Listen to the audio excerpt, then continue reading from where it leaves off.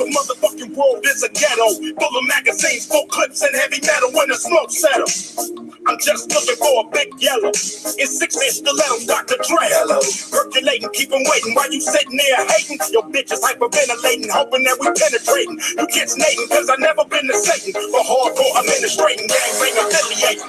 MC Winner, how you wildin' off a zone in a whole half a gallon. Hit the dialing, 911 emergency, you can tell him. It's my son, he's hurting and he's a felon. On parole for robbery, ain't no copping a plea, ain't no stopping a G. I'm in the 6, you got to hop in a 3. Company monopoly, you handle shit sloppily, I drop a key properly. They call me the $9 pop a collar, drop a dollar. If you hear me, you can holler, even rock waller. Follow the Impala, wanna talk about this concrete nigga, I'm a scholar, the incredible, heterosexual, credible, beggar hoe, let it go, dick ain't edible, nigga ain't federal. I plan shit when you handpick, motherfuckers giving up transcript. I started this gangsta shit, and this the motherfucking things I get. I started this gangsta shit, and this the motherfucking things I get. I started this gangsta shit, and this the motherfucking things I get. I started this gangsta shit, and this the motherfucking things I get. Till it blows up your spot. Take your notebook, your bitch, and your clock. This motherfucker thought the coochie had a padlock. You slapped her ass, that's alarming, cause she want my worm like Carmen. We chin check niggas, them fed check niggas. Run trains on gold diggers, beware these faux niggas. Scare motherfuckers like Stephen King flicks, making niggas glitter bone like the tight being dick. Nigga second to none shit, nigga like quick. So when I bomb first, nigga, who you rolling with? Fuck that ice on your wrist, fuck your fine ass bitch, cause you can lose it in a tussle. Nigga, watch me hustle. Watch niggas kiss my ass without flexing a muscle. Bitches all in the back, they knees waiting to buckle. Same time, same channel, don't change the dial. Niggas for life, fucking white, these niggas fine.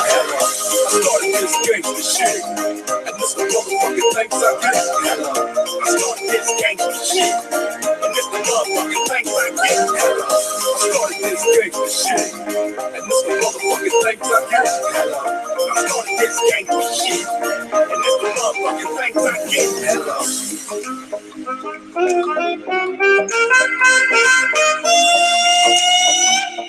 All right, yes. Yes, yes, yes.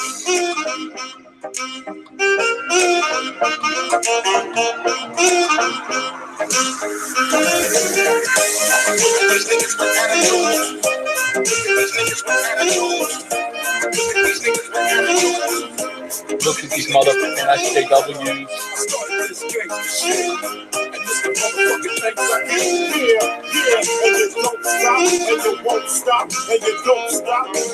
I was a terror since the public school era. Bathroom passes, classes, exclusive answers. Smoking blunts was a daily routine since 13. A chubby nigga on the scene. Hail Caesar, hail Caesar. Yeah, we got a big day today. We had a big day today, and it's going to be a big night tonight. Good stuff's going on. How are you guys? How are you? Welcome. It's Comic Artist Pro Secrets. It's Comicsgate Live. It's Comicsgate Live. Do you get much more live than this? I don't think so. I don't think it gets much more live than this. I think everything else is flopping around on the dock like a fish out of water. This is the real deal. This is Comic Artist Pro Secrets Live, Comicsgate Live, all of that stuff. It's wonderful.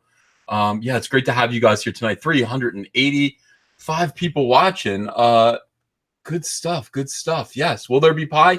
I don't think so. I don't think so. I still have resisted pie. I threw the pie that Andrea brought me yesterday straight into the garbage. Straight into the garbage. I wasn't into it. What are you guys saying in the chat? Double Chessie up in here. Yeah, it was the double Chessie something or other. That's not what I got though. I went to KFC. I took a nap around like 1 o'clock. I woke up at 5 because I sleep now. I'm like, I'll go to sleep for 4 hours tonight at some point, wake up, and then get another 4 hours in the afternoon. I'm just up drawing constantly, nonstop drawing. That's what you got to do when you are, an award-winning, comic artist pro. Woke up. Andrea was just like, "Can you just give me a break from the baby?" And I was like, "Yeah, I'll give you a break from the baby. Give me that kid. Give me that curly topped kid. She's got great ringlets in her hair. She looks like young Shirley Temple, my daughter. She's beautiful." Threw her in the car, and now I figured, look, she's like, what do you want to do about dinner? I'm like, I don't know. I'll figure something out. So I just thought, I'm going to go to KFC. It's a little bit of a drive, and that way it'll give Andrea some time. I mean, KFC's it's like a 20-minute drive. So I did that, and Ava fell asleep in the car. And while I was on my way down there, I just decided to play a hoax on you guys. I'm so sorry. I just said, I have been removed from YouTube. I was like, ... because I'm going to KFC or something like that. And you guys didn't like it. You didn't like it at all. But I got my chicken. It was great. And I came right back home again. It's just fried chicken. Yeah, I got a 16-piece bucket of original recipe chicken. I ate one breast and 2 legs. Yeah, people said it was cruel. I didn't mean for it to be cruel.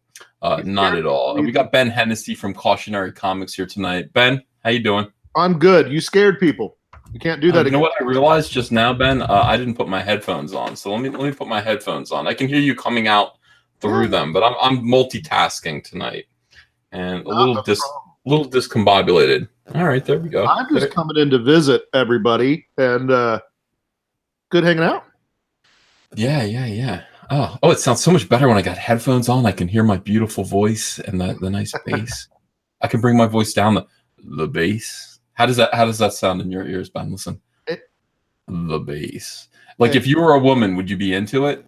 Maybe if it had more reverb, like Howard Stern was really good at that. Reverb. I gotta get reverb. I think is the trick. Yeah. So today was a weird day, guys. Well, we might as well just jump right into it. Ben, this is what we call an SJW swarm. Well, I felt it. For sure. Probably my first big one, I guess.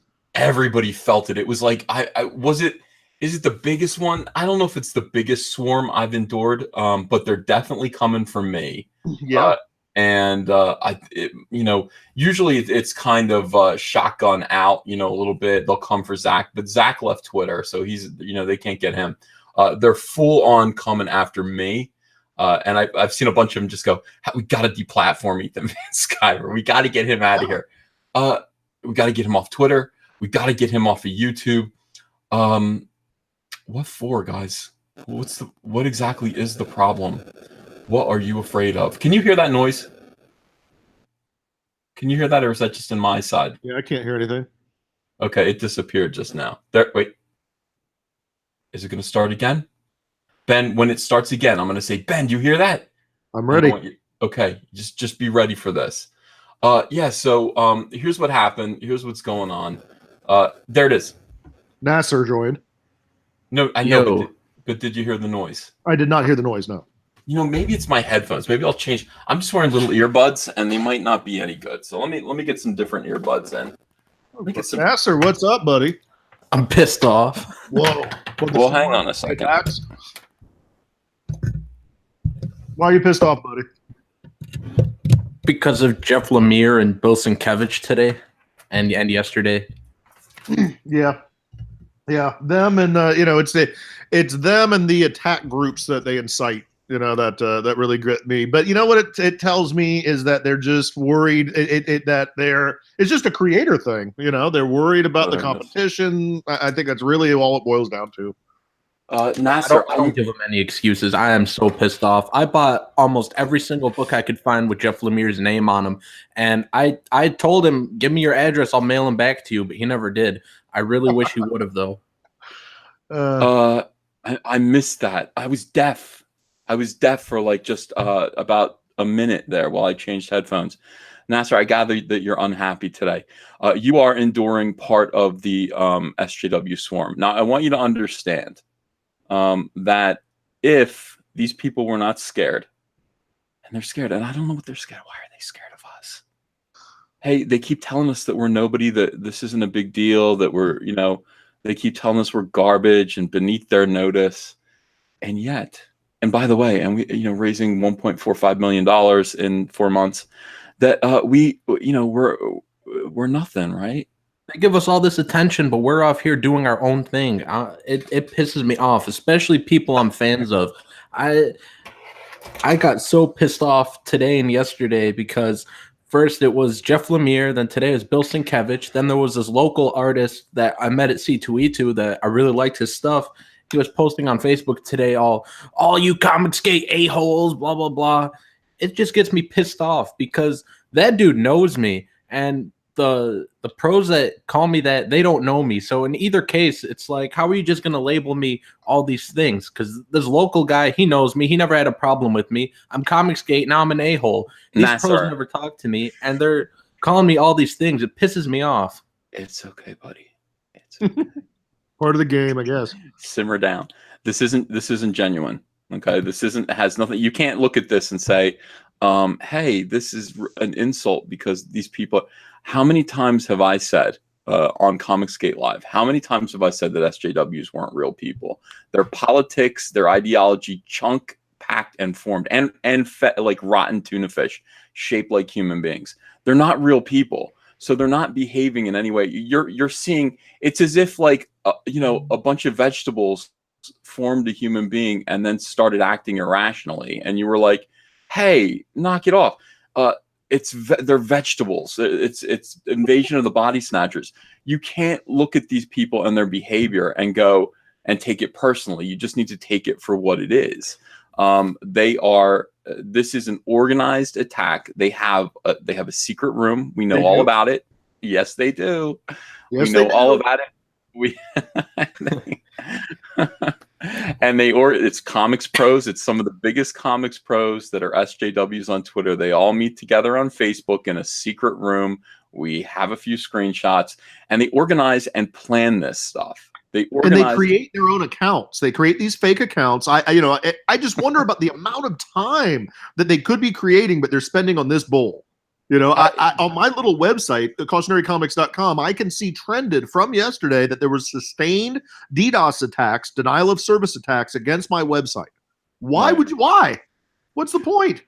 Well, yeah, they're looking at every single individual in Comicsgate, and they're trying to figure out what to do about each one of them. Yeah. But I mean, listen, the good news is, guys, I'm the big Mama Jana. They're coming after you going like Alex Jones, they said. Yeah. So I mean, at least like I'm going to take most of it at this point. I'm used to it. I was like Nasser. I was like you a year ago. Go watch my earlier videos where I'm like, there. Remember? It's just like, yeah. Hey, these guys, we could just build a bridge. They don't. I'm not what they know. Everything that they're saying is bullshit. They know it. That it doesn't matter. They're the biggest liars in the world. They are huge liars. It's very much like a cult. It's a cult mindset. Totally. Yeah, totally. And it doesn't just piss me off that they label me these things. It also goes hand in hand with just how they're treating this industry, how they're just ruining it. It just pisses me off because I'm sitting right here and I have like 12 long boxes to my left, 140 paperbacks to my right, all this stuff. I've been invested in this industry for the last 5 years, and they just want to ruin it. They don't care about people like me that I want to make this go back to the 90s. Well, they don't. Everyone's yelling at Nasser in the chat. They're saying, calm down. They're saying various things. So listen. Sorry. If I talk monotone, they get mad. If I have some emotion, they get mad. No, I like your emotion. I like your emotion because you're seeing this. I mean, people in the chat are also saying, Ethan, yeah, you were so naive. Yeah, I was.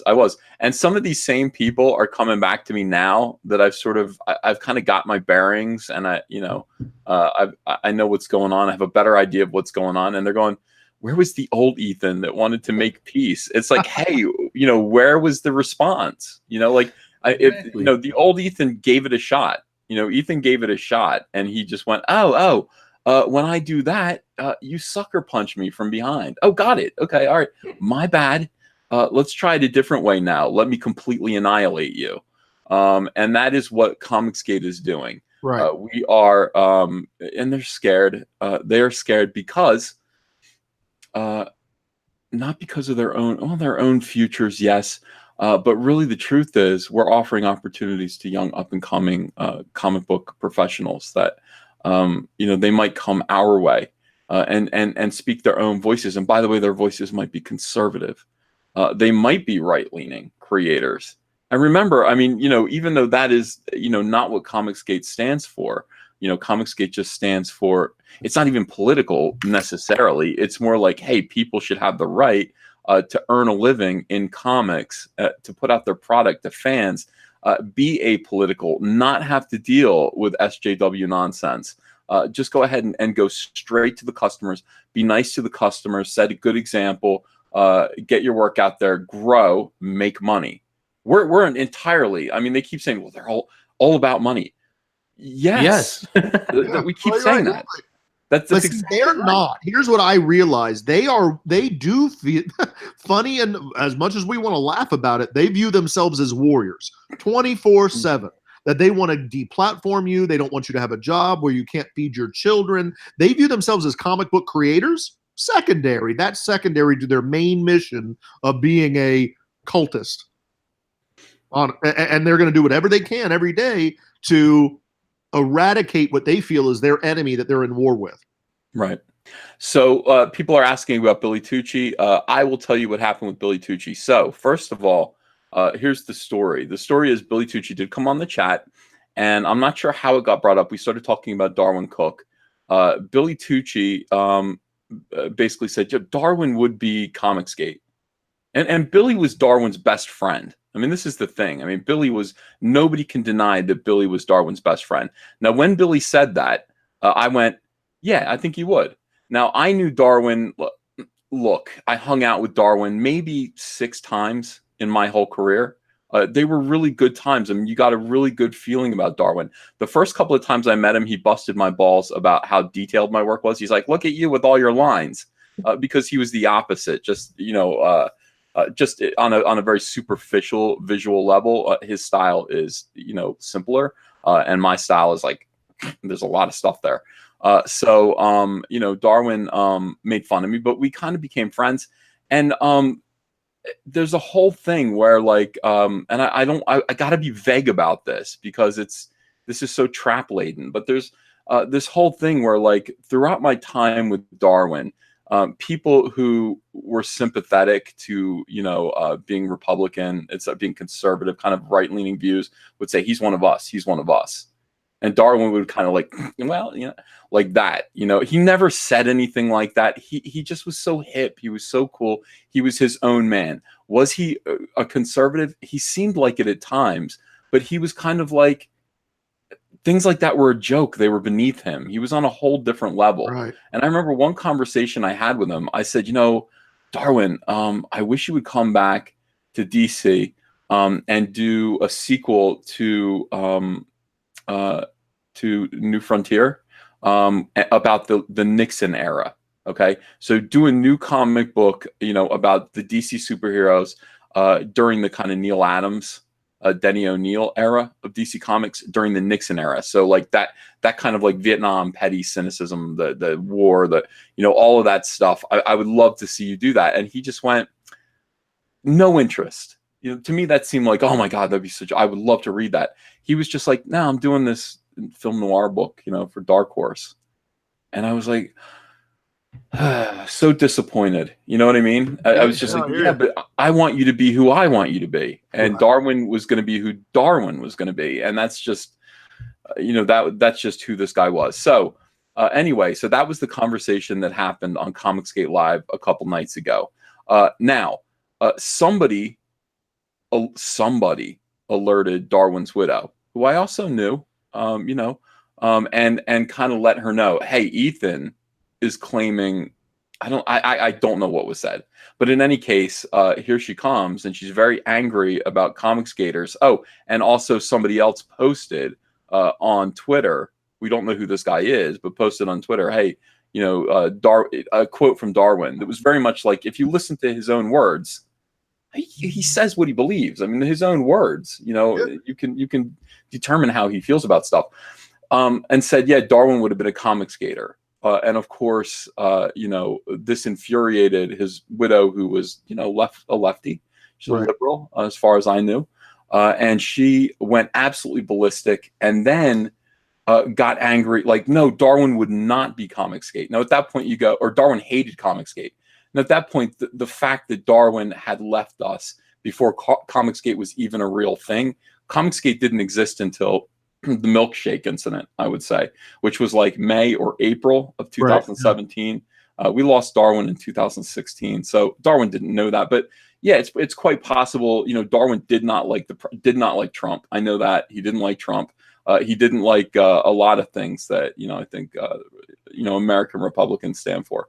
He was Canadian, but you know, it's hard to deny, you know, when you listen to his words, that he would have some sympathies to the things that we stand for, but he probably would, you can't really tell. He probably would be, hey, I don't like Comicsgate either. I don't know. It's hard to say with Darwin. Again, you know, what you want from him and what you expect from him and what you want to apply to him, he's gonna let you down every time, because he's always his own guy. He was always his own guy. But at the same time, his widow, whatever she says that's fine. You know, she's the one who's guarding his memory. She's the one who knew him the best. She's the one who, you know, spent more time with him than anyone else. Right. And that has to be respected. It has to be respected.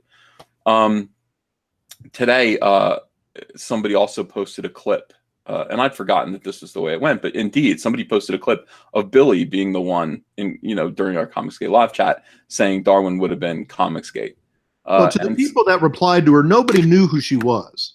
Nobody knew. Somebody just came in yet again, attacking creators and fans yet again from the anti-Comicsgate side, and people said, "Hey, you know, knock it off." But, you know, not so nice. And having said that, you know, now that you've said that, everyone in the chat, I mean, it almost needs to be said, and it, you know, even though I hope it doesn't need to be said, it does need to be spoken.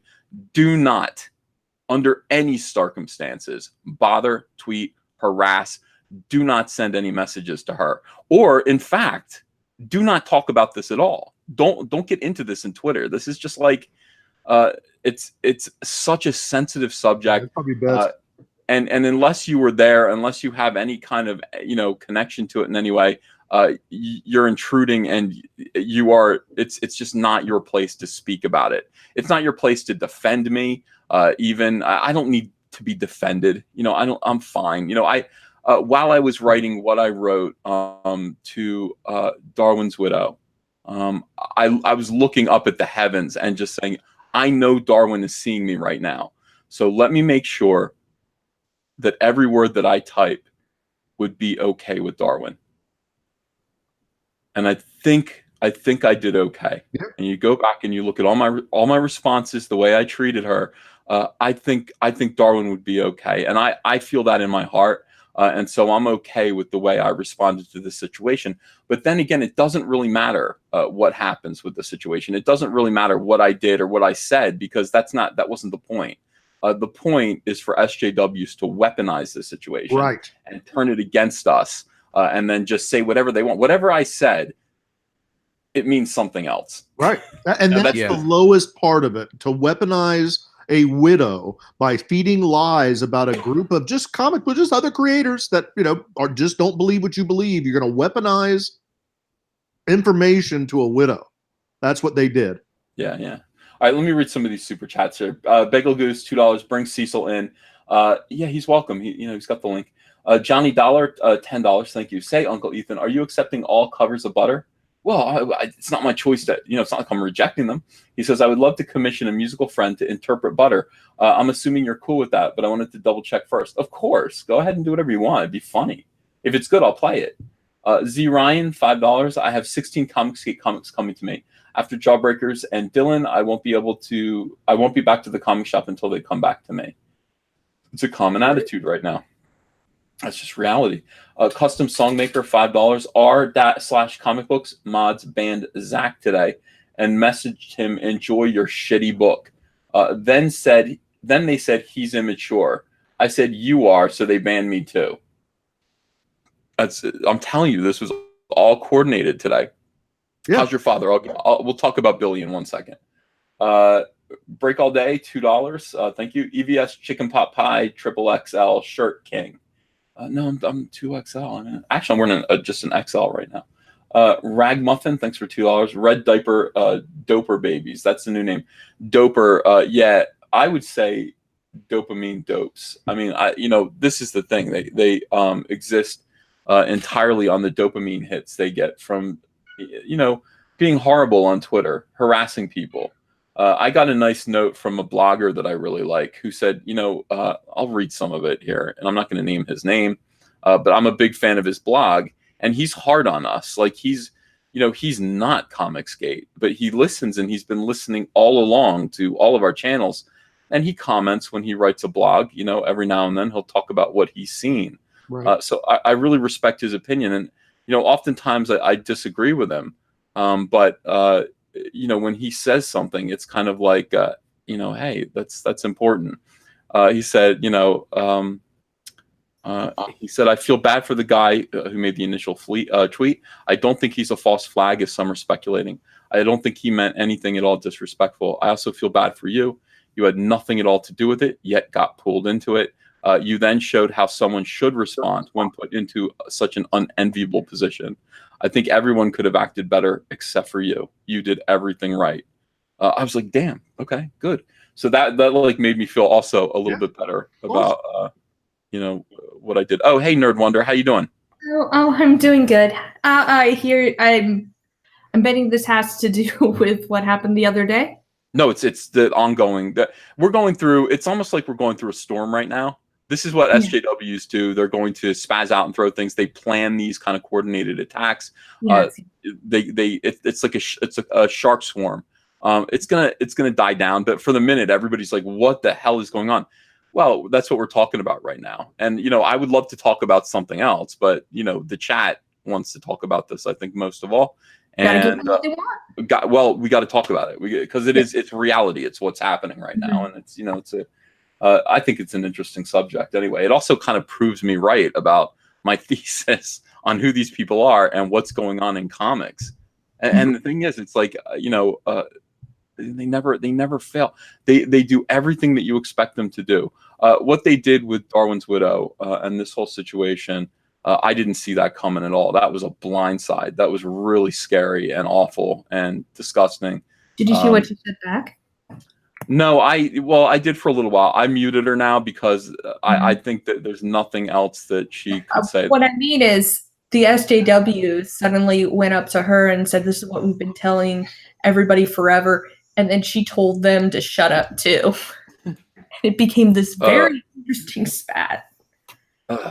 Yeah. I did see. I guess. Yeah, I saw her say that to somebody. The problem with that. Here's the thing. I mean, honestly, from her perspective, and I like her. Again, leave her alone. Everyone, do not, unless you want to really piss me off. Do not go bother her. Do not go talk to her. Do not go harass her, argue with her, anything like that. Don't do it. Don't do it. But she has integrity. And so, it's like, hey, if she is of the opinion that Comicsgate co-opted her late husband, now she's also got to realize that these SJWs are also co-opting her late husband to attack Comicsgate. Now, if she wants to do that, that's one thing. Okay.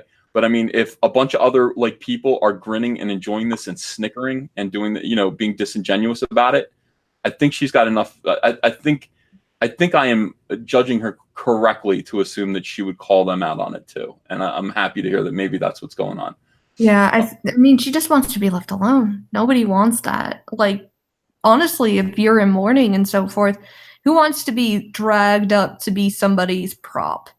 Nobody. It's awful. I said this yesterday. I said I can't comprehend. I'm in such a good place right now. Mhm. Every now and then you should stop and just look at where you are and what you have, and then just go, like, things are okay right now. Things are good right now. I'm Right. married to the woman of my dreams. I have the most beautiful daughter. She's great. She's awesome. I have a whole lot of money in the bank. I'm drawing Cyber Frog again. I have freedom. I have a YouTube channel that is blowing up and it's fun. And I never want this to end. And I'm not going to, today when I said, my YouTube is down or whatever it was that I said as a joke, I took You that got very me with seriously. that one. Oh, I know. I scared everyone, but I mean, I mostly did that to tease the SJWs. I thought it was funny. Yeah, well, thank you. But seriously, like when I said that, I realized as I continued to drive on to get life-shortening, Kentucky Fried Chicken, I thought to myself, I have a big responsibility here, because my YouTube channel can't go down. It can't go down. I have to be very, very careful about the things that I say and what I use it for. My channel is not here to harass people. My channel is not here to do anything except to grow this, this business. At least that's what the Comicsgate part of this is. It's to market our comic books and to let it grow and talk to fans, engage fans. I just brought back an old feature today. I hope you guys in the chat noticed it. I brought back brutally honest portfolio reviews. Because I think now is the time. It's like you guys are being so good to Comicsgate. You guys are supporting these books. Those brutally honest portfolio reviews take a little while to do. They take a little longer, but I got to do them. I think it's the right thing to do for the people who are supporting the comics and who love the comics. So yeah, brutally honest portfolio reviews are back. I've still got some old ones that I could just search out brutally honest or portfolio reviews and I'll find a bunch of portfolios from like a year ago or whatever it was. But if you have a portfolio that you want to, submit and you have thick skin and you're ready to be torn apart, you see how I tear people apart on these things, send it my way. And, we will absolutely, we'll try to do that daily if possible. Yeah. What was I saying? Oh yeah. So that's the responsibility. The responsibility is to keep this channel going. They are going to flag it. They're going to try to do whatever they can to bring it down, and they won't be able to because my channel is pure as the driven snow. When you say that we're harassing people, you're lying. There's no proof. So good luck to you. And that's how it's always going to be. That's how it's always going to be. I offer a cash prize for proof. $1,000 cash. Nobody ever even tried to claim it. Yeah, well, I mean, yeah, I mean, I would love to see it. I mean, I would take it as criticism. If you said, hey, you're harassing someone and here's some proof, I wouldn't take it like, oh my God, you discovered that I'm harassing. I'd be like, I didn't see that as harassment. Let me think about that for a little while. I would just take that as criticism. But I mean, whatever. These people, these SJWs right now are all mobilizing. They're all saying the same things roughly. They're all lying. All of them are lying. They're lying to each other. Fortunately, and the thing that Nasser needs to understand, Nasser, are you listening? Yeah. They're not convincing anyone. They're not. They're only convincing. They're only entertaining themselves. Right. They're not convincing other people. It doesn't. I know it's hard to believe. They're not convincing other people. Other people can come here and listen to us. They can listen to our shows. They immediately get sucked in and they join us. We're fun. We're having fun. We're positive. We're creating comics and we are talking about comics. And we're a fun community. And, all of this, they're homophobic. They attack transgendered people. Where do I do that? I don't do that. I don't associate, with that kind of transphobia. I would never do that. Now, you talk about your boy Zach and things that he said in the past. I've been harshly critical of him when he says things that are just controversial. Apologized. Has anybody else ever apologized? I call on everybody that said that Zach was sexist because he said a joke. I would like everybody to acknowledge that apology and apologize to Zach for saying maybe you want to blow up his family or telling me that Ethan was a Nazi. No, they're not. They don't need to apologize. I don't want to associate with them. I don't want to hear their apologies. Even if they were sincere, I don't want them. Just go away. Like like, this is the whole thing. Like I don't need you guys. Like I'm over here doing my thing, completely autonomous and independent of, say, a Jeff Lemire. Jeff's fine, but I don't need him for anything. I don't need him for anything. Like, what, you have nothing that I want. There's nothing I need from you. So you can have your opinion. You go over there, but why don't you just leave us alone? Why don't your opinion is that Comicsgate is a scary thing, is a bad thing. I would be scared too if I were you.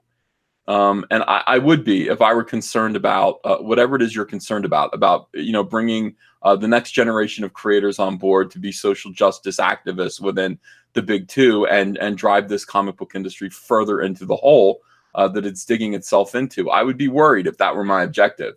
That's not my objective. My objective is simply to make it so that people can do comic books, good comic books, learn, grow, and make money to feed their families. That's it. That's 100% of my concern. So that's Comicsgate. Now, Billy Tucci. So everyone loves Billy Tucci. Everyone loves Billy Tucci. They don't want to criticize him for what he said about Darwin being Comicsgate. And I think SJWs are going to try real hard. Billy's a good friend, and Billy's a close friend of my family's. They don't know that. I don't think they understand that. But I mean, he's a real friend. And I was talking to Andrea today, and I said, they're going to put all of this pressure on him. And Billy is so nice. He's just so nice. And I don't know, even though I told him, I can tell you guys over and over again, this is what SJWs are. This is what they do. And you might think I'm paranoid. You might think I'm nuts. You might think I'm exaggerating it. All of those things until you see it for yourself, which you're seeing it right now. Until you actually see it and you experience it, you don't know I use this word cautiously, but I'm going to use it. The evil of these people. The evil. Evil is totally the right word. Because I remember, Ethan, I first met you in the Facebook group probably like a year ago. And then all of a sudden, because I'd friend requested you, and I would just see all these things pop up after you hit accept, and people are calling you Nazis everywhere. Yeah. And it did look downright evil. Like, there's no way around it. That is the perfect word. It's evil. It's evil. Stupid. There's just no way around it. Yeah. So thank you, Nasser. Well, okay. So people are asking, did I talk to Billy? Yeah, I talked to Billy today on the phone. He called me up. I didn't ask him to call me up, but he did call me up. I did send him a message that simply said, "Are you okay?" And then I talked to Andrea and I said, if I lose Billy as a friend over this, I'm going to understand. Not everyone is cut out for this. Not everyone is cut out for this. Sometimes it's easier just to go along. And I can't criticize people who just say, you know what? I mean, there's so many conservatives that are still working in comics, keeping their heads down. Nobody knows. And, they see this stuff. They think it's ugly. They want to do something about it. But it's like, I have bills to pay. I'm afraid. And I just go, I completely understand. I completely understand. It's like, yeah, I get it. When it comes to, Billy, I get it. It's like everyone loves Billy. Billy is totally a Republican. He totally is. He's a Trump supporter. He's proud of it, but he's still... everyone likes, he's just a super likable guy. You guys met him and liked him. Now I'm much more controversial. There's a little bit more acid to my personality. So some people love me, some people despise me to the depths of their soul. That's fine. But I don't want to, I don't want to hurt Billy. It's like when you actually have friends in comics. And I mean, I have like 3 actual friends in comics. I don't count them, but I mean, I have a lot of acquaintances. I had a lot of acquaintances and very few actual real friends. These are just people that I saw. My friends don't work in comics. My real friend, I don't want to talk about comics all day long. It's a real risk for him. So he called, and like I said, I told Andrea, if I lose Billy as a friend over this, I will understand. She's like, you're not going to lose Billy as a friend. I was like, well, you never know. I mean, this is hard. And these are like, some of his best friends are going to come at him and are going to say, hey, how could you associate yourself? You better not. And you could talk to Donald. Talk to Donald about how they came after him, the tactics that they used, the threats, the coercion, the intimidation that they used on him. Billy's going to get that and even worse, I think. I felt like I was being recruited into a cult. A lot of different, and people would be surprised at the pro names that would contact me and say, "You don't need to be a part of Comicsgate. They're a hate group. They're awful. You're not an awful person. You're not a racist or phobe or something." And that's when I started asking for the proof, and that's when they got really angry when I pinned them down on their lies. Yeah, what's really weird is that they're obviously the hate group. Yeah. I mean, if you go look at Twitter and look at Comicsgate simply saying we're not what you say we are, and them saying fuck yeah. Like how the hell? I had somebody using homosexual, attacks against me, with slurs. I'm like, I thought, why isn't anybody speaking up? I want to ask these comic creators, if wrong is wrong, but they don't see it that way. They want us attacked. They'll ignore you. I keep getting called a transphobe, a Nazi, a racist, a bigot, a misogynist. Yeah, it's crazy. So anyway, back to Billy here. That's everybody in the chat's concerned about Billy. Okay, so Billy called me today, and he's just like, "Oh man," he's like, "I got your message," and he's like, "I just want to let you know I'm fine." He's like, "Yeah, they're coming at me from all sides. My phone is ringing off the hook. I'm getting all these messages and everything." And I said, I was just like very quiet, like in how I talked to him, and I was just like, "Billy, don't whatever decision that you're going to make about this." You know what I mean? Like, I'm going to understand. You will always be my friend, even if you can't be my friend in public or whatever. You've always been good to me. I feel like I've always been good to you. And I'm not selfish. Like, I don't want people to go through what I go through. I don't want it unless it has to be a real choice of yours. And when he said, "No, I'm here. I'm one of you guys," I went, "We'll see. We'll see." Because, you're going to have to endure what you're going to have to endure. In order to decide. Now, if Billy were to really align himself with Comicsgate, it would freak them out. Right. It would freak them out. So I give him the out. I'm just like, whatever. And he's like, "No, let me read this." And he read me his tweet that he was going to post that was going to calm things down. And then we had a private discussion about the reality of what's going on here and the people that we know and all this stuff. And he said, he's like, I said, "Listen, take a break, whatever you need to do." He's like, "Well, right now," he's like, "I'm in the middle of a project." He's like, for Dynamite. He's like, "These pages that I'm working on, they need to be redone, blah, blah, blah." He's actually, busy doing a project. So if he does come back, it's going to be later. I don't think it's going to be tonight. I don't think it's going to be tomorrow. But, this is the reality of what we're dealing with. This is intimidation, threats. Now, the reality is that, the other reality is that Billy could really use our help. Billy could really use the support of this community in whatever he does. Billy, if Billy went Comicsgate and published She here, and, he was on our show, and, he, got the advantage of this audience, this supportive audience, and their pocketbooks, he'd be successful, and he could use it because he's not making as much money as he used to, and because they've got him in this weird holding pattern, it seems, where it's just like, hey, you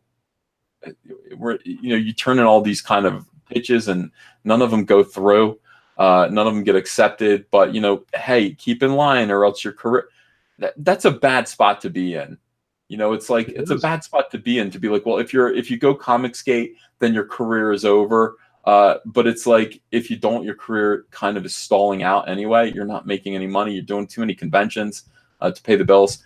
It would be really terrific if, just from one standpoint, if Billy came and joined us and had a really successful launch of She. In any case, no matter what Billy decides to do, Comicsgate is going to support him 100%. When he launches She, I'm not going to ask him to come on here if he doesn't want to. But we are going to promote She. We're going to promote it. We're going to make sure that I agree. Successful. Yeah. I think that's wonderful. Yeah, I'll totally support it. That's what we have to do about this, just because this isn't fair. It's not a fair situation. I mean, he really should be able to make up his own mind. He shouldn't have to kind of, acknowledge the lies. He knows that this is all. He knows it's all a lie. Everything they're saying is a lie. he has to kind of acknowledge it, or else be called names, be shunned by his friends. How, it's awful, absolutely awful. A wig 8103, I just saw, she could beat Cyberpunk in funding. That would be great. That's what I want to happen. So we're gonna do it in any case, and that's just that. This is ugliness. I mean, this is pure ugliness, guys. And everyone, when they met Billy here, everyone loved him. Everyone wants Billy to be a part of this. Everyone wants Billy to have his own YouTube channel where he's talking about it, and he is thoroughly Comicsgate, and helping. Not only would Billy do well for himself, but I think Billy would also be supporting young up and comers, teaching them stuff the way he did when he owned Crusade Comics, and it was big way back in the 90s, and he was helping people with their careers. He could do that again. So let's just wait and see. All right, let's just wait and see. No pressure on anyone at this point. None. I hope people make good decisions. And by the way, I wouldn't even say what decisions would be good, at all. Who knows? Well, that's true. And I tell you, I get contacted by lots of young creators, and I do feel it's incumbent. I tell them, you will, if you work with us, you more than likely you will be blacklisted by Marvel and those ilk. And that's just, hey, I don't think there's what's the likelihood that they're gonna snap up your project anyway and publish it? Zero. So make your own stuff. That's why I turned my back. Yeah, me too. I never applied to them, but I would have when I was 20. By the way, they just put the Billy's YouTube channel, the link to his YouTube channel in the chat. So subscribe to Billy, guys. There are 1,165 people in here. If everyone subscribed to Billy Tucci's YouTube channel right now, he would be monetized, or he would have enough people to be monetized.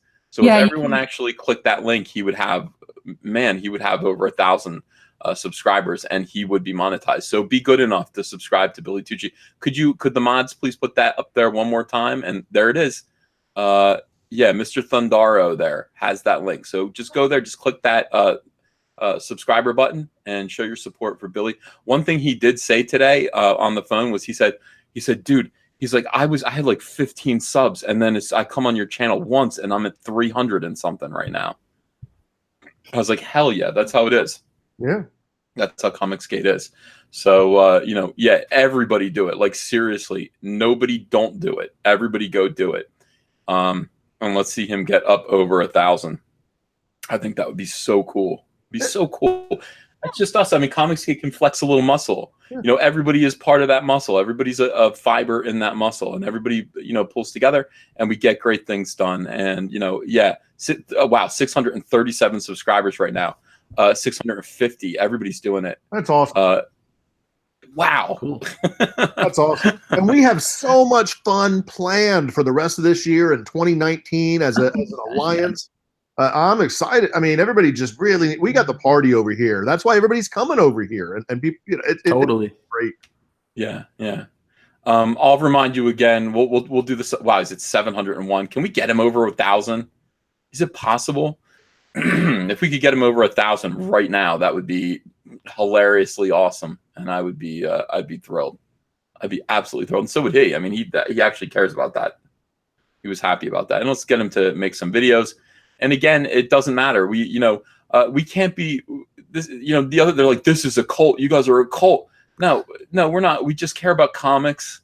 That's what it is. And I mean, there are people I think that deserve our support because they're not calling us names.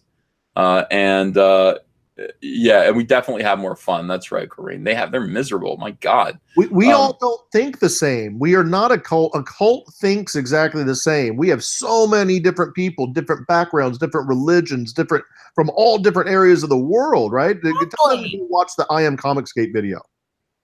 That I Am Comicsgate is, that's great. That's exactly right. We don't care what your politics are here. Honestly, just come over here and be fun and be ready to support comics, talk about comics, talk about, and we introduce you to some pretty cool professionals. So get to know us and, hang out. yeah, there are no rules here. Just be nice. If you're a writer, if you're an artist and you're looking to create your own stuff, we have such a deep bench of talent of artists and writers and editors and logo artists that you got support to make your creativity, right? Oh yeah, that is one thing that we do here. I mean, we're kind of like an in-house talent pool because you can get like Nerd Wonders, an artist. She'll come over and draw something for you. We have letterers, we have colorists, we have everything that we need to actually produce comic books ourselves. That's how I got. Oh, sorry. No. Go ahead. I got my. I'm doing Ashcan for Malin's work, and that's how I got in. Was awesome. Yeah, I love it. We're all going to be doing stuff together. I have these creators. Well, you're going to be blacklisted from me. No, you're blacklisted from me. You're not working with me ever. I'm the new hot talent. You're not. You go bye-bye. Yeah. Who just came in? Do I hear Mitch? Or am I wrong? No, you're wrong. He's not here. Oh, okay. I thought I heard Mitch's noise. That was a good Yeah, I think today's the last day for Red Rooster, by the way. It is. And Flying Sparks as well. Oh, yeah. Oh, good. All right. Well, I have both of them. I have both of those links in the description. This is, let me look at it. Oh, wow. 5 hours left. So there are 5 hours left to fund Red Rooster. That's it. Just 5 more hours. So the link is in the description. Flying Sparks, it's at one, oh, by the way, Red Rooster, $156,843 right now. So this is it. I mean, here's the thing. Like, people are coming to me now and they're just saying, hey, I'm getting all these messages. How can I get Cyberfrog? Like, I know, I'm like, you can't. It's done. You're going to have to wait until Wrecked Planet comes out, and then maybe you'll be able to buy a copy of issue 1. But, as for, getting it in November and December, it's done. I can't. I think the same thing here. You've got 5 hours, basically. If you want to back Red Rooster, make sure that you've got a copy of Red Rooster, this awesome premiere edition. You've got 5 hours to do that. So make sure that if you haven't done it yet, that you do it. Lone Star, these are all the links that are in the description right now. Lone Star is at $76,639. That's damn impressive. Damn impressive. Good for Mike Miller. Good for him. Yeah, that is awesome. And John Delarose's Flying Sparks is over in 5 hours as well. So they're both going to end at the same time. This is going to be a fun night.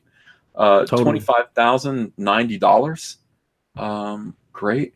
Hey, Ravage is still up there. Just saying. If anybody wants to take some jungle adventure till we go to printing, we're up there.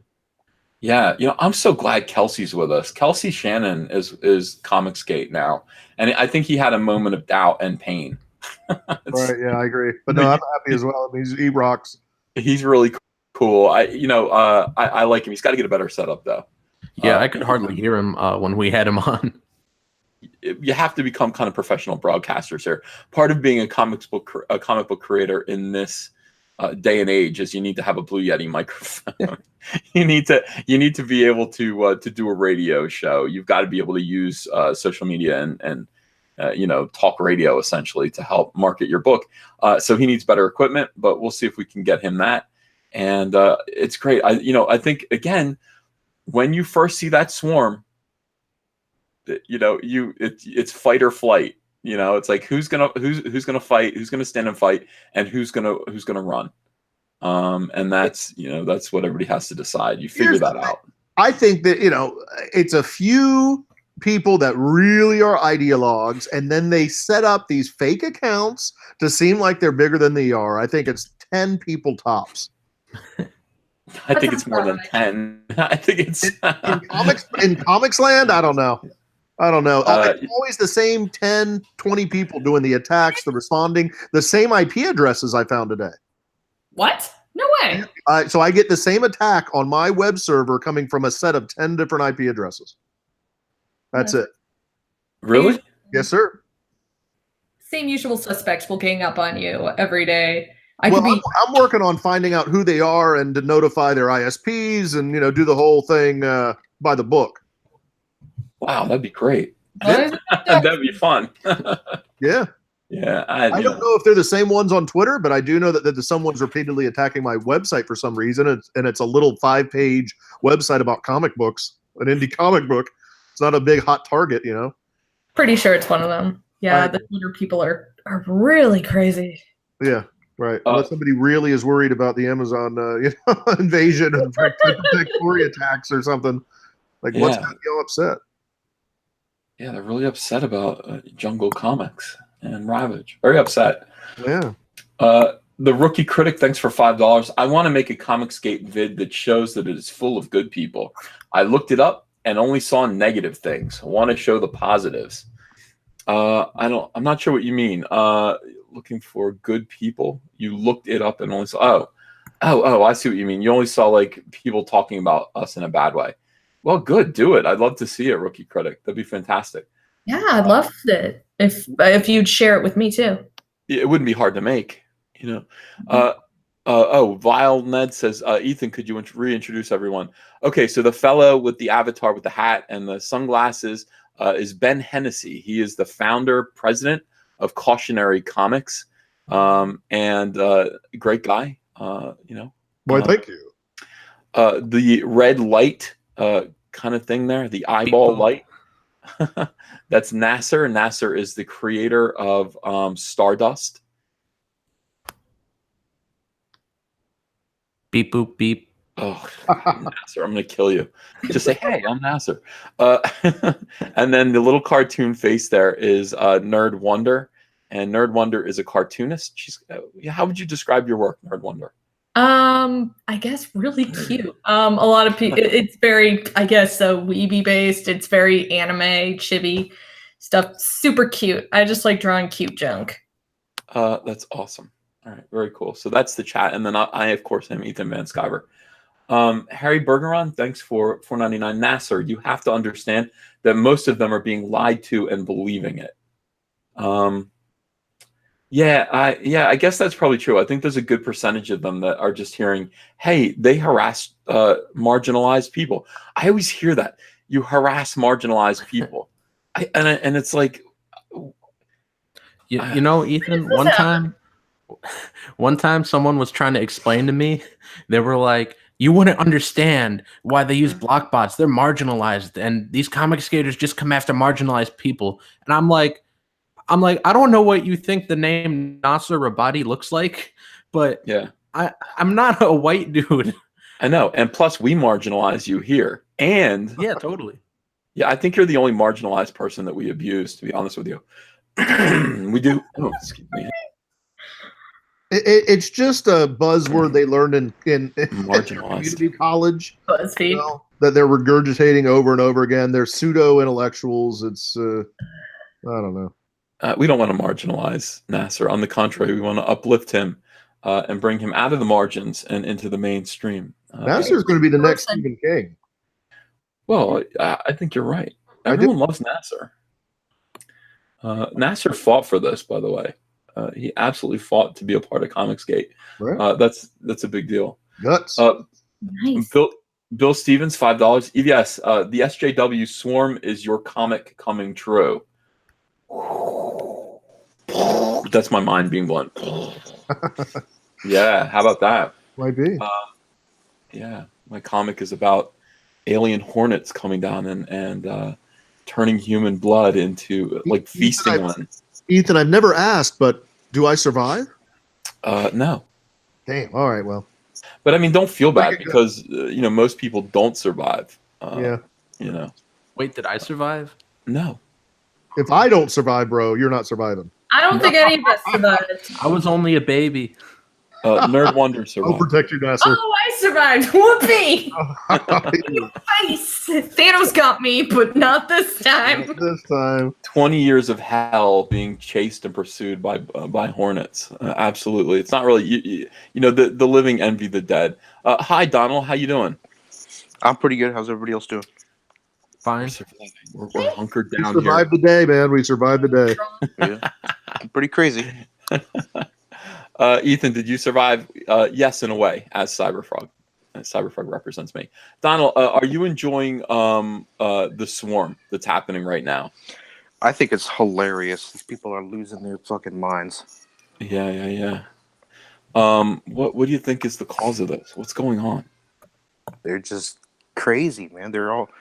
It's the pressure's getting to them. They see that we're not just giving up and we're not just going away. They can't handle it. Yeah, that's it. I mean, they've tried every tactic they can, and they can't shut it down. Why is it important to shut it down? Because they want to retain that power. They're losing that power. Yeah.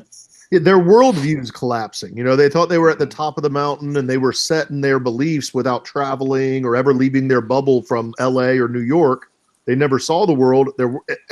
Now they're realizing that there's a lot of other people in it that may not agree with them, and they're flipping out because they've been told their whole lives that they're wonderful and they win every award. Donald, do you think that they view us as Donald Trump? Oh, that was fun. I mean, honestly, that's a serious thing. Like, having lost so much power in terms of the government, they're really hoping to get some back. With the House, they're gonna immediately abuse it if they do get it. But do you think that because of their penislessness, and that is the word that I have invented, it means something worse than powerlessness. It means something worse than impotence. When you're impotent, you have a penis. It just doesn't work. When you are penisless, and in a state of penislessnessism, you don't even have a penis. So ovary this for ladies, the same thing. Well, no. I think the penis is actually just metaphorical. True, a lot of women, but yeah, penislessness. Do you think that is the cause of this problem? Honestly, is this feeling of penislessness, and they have to lash out in some way and beat someone that represents to them the unexpected rise of, I'm going to use this word, a previously marginalized power. What do you think of that? I can agree with that. I think that's pretty accurate. Okay. Yeah, they thought they thought they cornered the market, that they had marginalized any dissenting voices, and they're upset they're wrong. They're just a bunch of bullies that just went up against us nerds and try to kick us out. Right. Yeah, and it all started when Trump became president. It all started. Let's go back. Do you remember November 9th? Wearing a Make America Great hat, celebrating, and then everyone telling you it's not funny. This is serious. People are scared. Do you remember that? Do you remember turning on CNN and seeing people rioting and saying, there's going to be death, there's going to be blood, people are going to have to die for this? That's when it all started now. And that is when the marginalized, the truly marginalized in comics, went from being just ignored to being under full-scale attack by these monstrosities. Let me read a couple more super chats here. These are important, guys. Nasser, this is the Cobra Viper. He says, Nasser, when you know what you bring to the table, you'll never mind eating alone. Hang tough, young pup. What doesn't kill you makes you stronger. What a great thing to say. What do you think of that? Well, he's totally right. And I think it kind of goes hand in hand with what Jeff Lemire said when he said that the upcoming creators are too talented and too smart to be beaten by these weak people. And really, Jeff's talking about himself being the weak people. Him, Bill Sienkiewicz, Mags, Alana Smith, the rest of these weirdos. They're the weak people. And just like he said, we know what we bring to the table. I know what I bring. You guys know what you bring. And honestly, they're freaking out because they're all paper men, and it's nothing like a little pressure to make them all crumble, because we're really giving them pressure. $1.5 million in what, 4 months? I mean, they're really feeling the heat now. Yeah, it's the same accounts over and over. Same IPs hitting the website, same accounts on Twitter. I'm sure it's a very small group setting up all their alts. It's pretty sad. That's how they're spending their time. It's funny. Do they have a job? That's a really important question with me. Well, they're obviously not creators. Yeah, because they just sit there all day. Then again, I've seen a lot of creators that just go on Twitter all day, and we're like, why aren't you supposed to be doing something like writing? I wish I was done. I wish I was done Cyberfrog. I would love to launch Rainbow Brute right now in the middle of this. I would love to launch Rainbow Brute and just be like, here it is. We're gonna do it again right now. We're gonna do it again right now. Here comes Rainbow Brute. Now you Oh want my to God. save it. Well, I have to save it because I got to finish Cyberfrog. I don't want there to be criticism like you're not even done Cyberfrog yet. No, Yeah. Cyberfrog's got to be done before we get to Rainbow Brood. But God, the whole time I'm like, you want to talk about like just that feeling of like penislessness. I would love to launch Rainbow Brood, and I can't do it. That's not penislessness though. That's just restraint. That's restraint. And by the way, you talk what Nasser just said. They're not going to be beaten, did he say, by these weak people? What a thing to say about people who you outnumber 100 to 1. You know what I mean? Really think about that. Be like, hey, we are the entire comic book industry, and then there's this kind of little offshoot that's being successful, doing their own thing. They're kind of a mom and pops kind of thing that's startup that's doing really well, and the vast organization, the vast massive group says they're the weak people. I mean, what a thing to say. Yeah, like if you guys came at us physically, yeah, we would be weak. They're no, not 100, 1,000 to 1. You outnumber us, and yet we're holding our own. Totally, and you're upset. Like someone like Bill Sienkiewicz, he's been doing Walking Dead variant covers. So this guy's working on The Walking Dead. He wants to take some time out of his day to come be freaked out about us. So we're doing much better than he is, even if he has this Walking Dead variant cover job. Well, first of all, here's the thing about Bill. I like Bill Sienkiewicz. Bill's a friend of mine. He kind of said a few things about me today, but it's funny the way he said them. He said, "Look, I like Ethan. I'm just disappointed in him right now. What a waste of his talent." Have you seen Cyberfrog? Bill, it's not a waste of my talent. It's fucking, it's my magnum opus. It's like, get ready. I mean, this isn't. I mean, it's a ridiculous thing to say. Born to run. Born to run. We're not messing around. They're not. Yeah, I mean, it's like this isn't mainstream. It's not Green Lantern, so it's a waste of my talent. Are you nuts? But Bill and I, we've talked. November 9th, again, an epic day in comic bookdom. November 9th, 2016, the day after Donald Trump seized the throne as God Emperor of the United States of America, we both went political in opposite directions. And Bill got eaten up, and I got eaten up. And I messaged him, and I just said, see, that's what we get. I said, well, what I said to him, I said, see, now you should follow my advice. Never get into politics. And he laughed, because he knew that I got beat up too. I said, this is what we do. I mean, this is what's going to happen. This is the consequence of using your voice. And he said, yeah, he's like, I know, man, I see it happening to you too. And I don't ever want to back down. And I said, I respect that. He said he'd been quiet, his whole career. He doesn't want to be quiet anymore. But he didn't say, yeah, he didn't say, "Fuck you, Trump supporter." He said, he was perfectly respectful, and he just said, and he actually just kind of implied it's just like, I see what you're doing. I respect what you're doing. I know what you're going through. I'm doing it too. I'm going to do it too, just from the other angle. And I said, Godspeed. Go do it. Godspeed, you Black Emperor. Go rock and roll. And he has. So, I just sent him a note, and I just, he's going off about Comicsgate. I said, hey, Bill, I read your essay. You want to discuss it on my channel? Now, I would never send that to anyone else. Never, ever, ever. But, I'll send it to Bill. Here's the thing about it. 99% chance he's going to say no, because, again, the pressure. How could you go on that Nazis channel? None of them will say yes. Oh yeah. No, it's what's in it for them. I mean, there's a chance that I would break the illusion. I'd be able to. That's the point. They know they can't stand up for their own words. Even Doug. He invited somebody onto his channel recently from Twitter. Said, "Okay, you hate me so much, debate it." But no, they're the ones that are actually bigoted against him because of his religion. Welcome, Edwin. How are you? Aloha. I'm doing fantastic. Hi, Edwin. How y'all holding up in Hawaii? Well, right now, I'm afraid I don't have anything exciting to a point. We got some gray skies and some drizzle here on Oahu, but no, nothing exciting yet. Andrew is waiting for it. She's like, he's going to get hit with that. And I'm like, he's going to be okay. And she's like, what did he say? And I was like, he said he's getting a little bit of rain. She's like, yeah, but Category 4 is coming or something. So I'm like, I'm sure he'll let us know. And Yeah, Edwin, well, I'm gonna do the full CNN. I'm gonna get out there and whoa, the winds are intense. I'll that's what stream it. YouTube is for, buddy. Of Yeah. course. Oh my God, hilarious. Yeah, of course, if your house goes to Oz, come stay with us. Come stay with us. We Well, have was a somebody nice. just talking about like debating people online? Yeah. Well, I had we've been one- discussing this whole thing, Edwin. I had one of these kids come on my channel the other day, and my channel's small.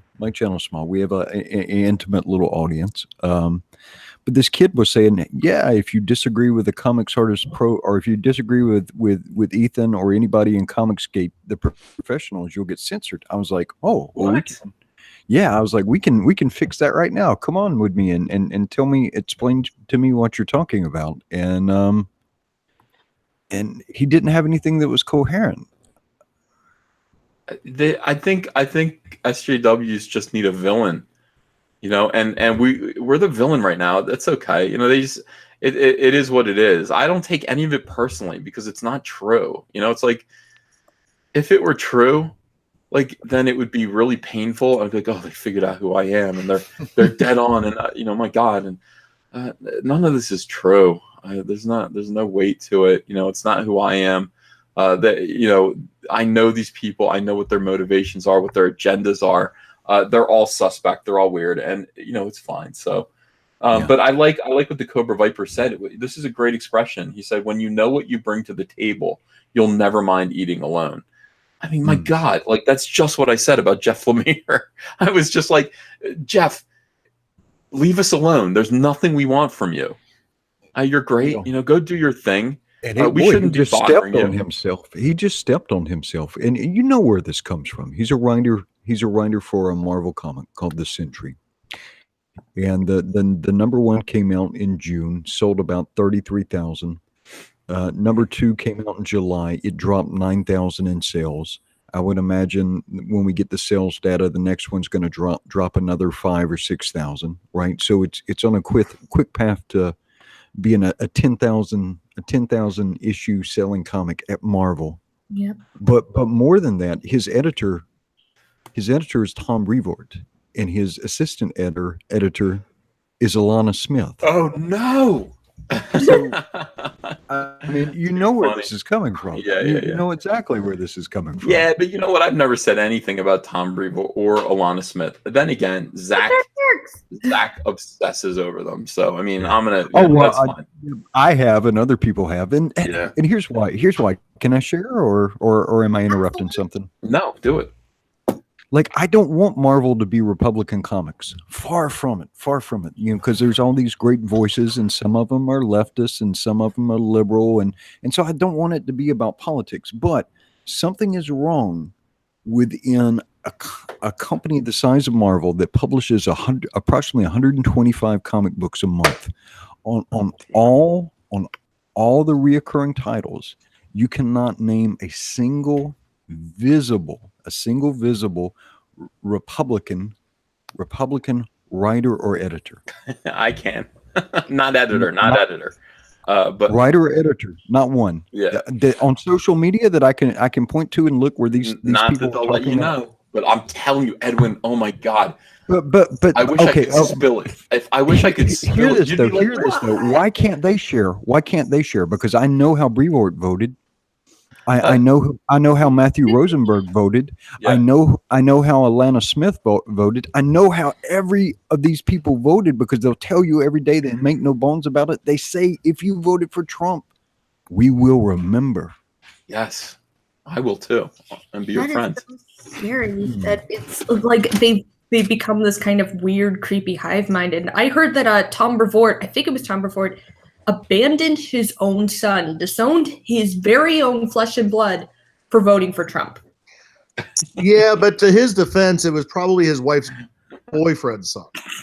Yeah. I still think that's awful. Like your own child, just because you have a difference of opinion. Well, I'd kick Hunter out of the house if he voted for Hillary. I have to admit, I'd boot him straight out into the front yard. I'd have to. I'm totally kidding. And he did. So that's a fine thing. All right, let me read a couple more super chats here, Edwin, and you let me know what you think of these. Freddie Primo, $2. Ethan Big Mama Van Skyver. Teresa Martin, $4.99. This is targeted. This is a targeted gaslighting campaign against you all. I think it is prompted by EVS's upcoming interview. Oh, I didn't even think of that. That's a good point. Yeah, I I didn't forgot even all think about of that interview. I mean, yeah, you know, it's the same. It's the same people. You know, if you see the people that are attacking and then see who follows them, they're not that clever. You know, it's the same 10 pros. We can go through and name them sometime. We should do that, man. I think we should get more aggressive. We should play bingo. Guys in the chat. I'm going on the Andrew Clavin show on the 30th of August. So next Thursday, I'm going to be on Andrew Clavin live and being interviewed about Comicsgate. And I love Zach, but I ain't Zach. So we'll see how that goes. And it's just the start. I'm getting requests to represent Comicsgate and what it means from people friendly to Comicsgate. We'll have a good time. I want to talk about it. It's not that I want to go there swinging a bat and yelling, but I want to talk about what I believe in. I'm passionate about this. I'm passionate about the idea that comic books can be saved, that they're in trouble right now, but they can be saved. There are ways to do it. It's not all within our control. We can save what's good about comics, just like Rose Tico, save what we love. And I have theories, I have ideas, and I'm putting them into practice. And you guys are helping. Without you guys, none of this exists. Without you guys in the chat, 1,253 people watching right now. Without you guys, we have nothing. We have no power at all. We depend on you. We depend on your kindness and grace and interest. And so it is all on you guys. But boy, we can really fix things together. We could really do, amazing things. Make comics great again, perhaps. That could be why. Are they prepping? They're doing it a little early. They should have waited until, say, Tuesday, so that I was right up. Like I was upset on Thursday. I mean, you hear how upset I am right now. You hear the tremolo in my voice. The tremolo. The tremolo. It's like on a flute, isn't that like a piccolo? But that kind of that you hear that fluttering in my voice because I'm really upset. They could have had that on Thursday, and that would have maybe affected my interview performance. But unfortunately, you're over it now.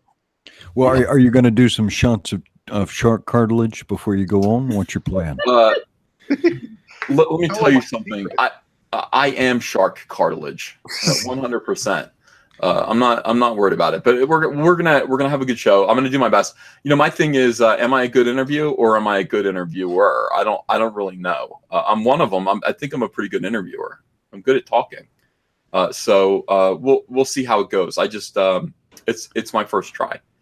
I don't allow myself to be interviewed very often. Doug TenNapel interviewed me yesterday, which was kind of fun, but it turned into just a hey, well, yeah, we're great. I love you too. It wasn't like a hard hitting interview or anything. We talked about just regular stuff. So we'll see. We'll see how it goes. And before you know it, it'll be Lawrence Southern. Before you know it, it'll be Sean Hannity, and then it'll be Tucker Carlson, and then what's bigger than Rush Limbaugh, and then who cares? We'll be multi-millionaires. You need an address with Trump. Yeah. I'll be in the Oval Office with Trump. In the Oval Office. Timothy Glenn will be so jealous. I'm making comics great again. Great. With you. We'll see how it goes. Let's see. Evan James, $1.99. Everyone go report these SJWs on Twitter for targeted harassment. You can do that. Go ahead and feel free. Whenever you see these clowns acting up, go ahead and report them for targeted harassment. Just do it. I don't know what it does. I'm not sure if it does anything, but who knows? I haven't really done anything with them. I just let them do whatever they want, but I've been told you should go and report them for the things they've said in your DMs. I've been called a bitch quite a few times. Really? You're not a bitch. Oh, I've been called a horrible person. Let's see here. That you're not female for some reason. Yeah, I mean, I didn't know I had a sex change. Weird. I mean, But they claim to be so virtuous and not want to attack ladies, which is the right instinct. Yet they attack every female Comicsgate creator, artist, colorist. It's pretty sick. Oh yeah, they really don't like us. Probably because we ruined their narrative. Right. Pissed off. But yeah, I've been called stuff. I think SJW Spider-Man has a very high passion to always talk about me and how I'm apparently a transphobe and a racist because I think EVS and you guys are cool. Yeah, but we are cool. What's racist about that? Okay, by the way, let me just tell people in the chat right now. Mr. Thundaro is posting a link to Billy Tucci's YouTube channel. Billy Tucci, friend of the show, friend of the channel, was alarmed today. He said, I went on your channel once. I had 14 subscribers. I woke up and I had 300 subscribers. I don't believe it. And I just said, well, that ain't nothing. So what I would like to see happen is literally everyone in the chat right now, go to Billy Tucci's channel, subscribe. I want him to be monetizable today.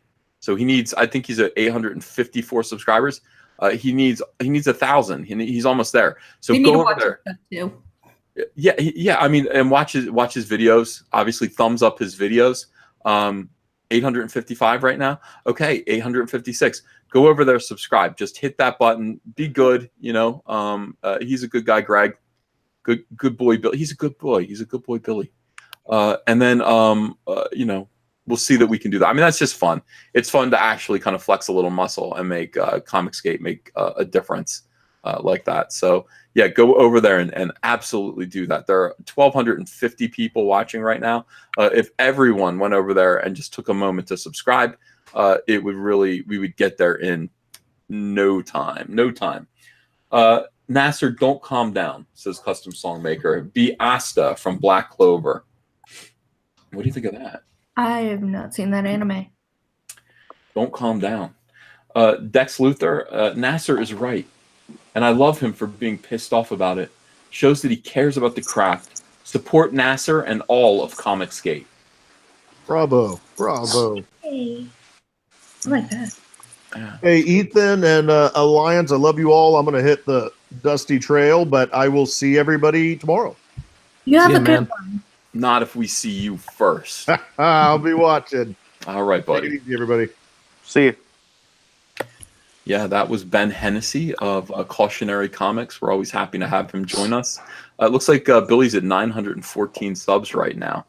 Wow. I also want to mention while there's a kind of calm in the storm, today's an important day. Red Rooster comes to an end. It ends in 4 hours. I think between 4 and 5 hours.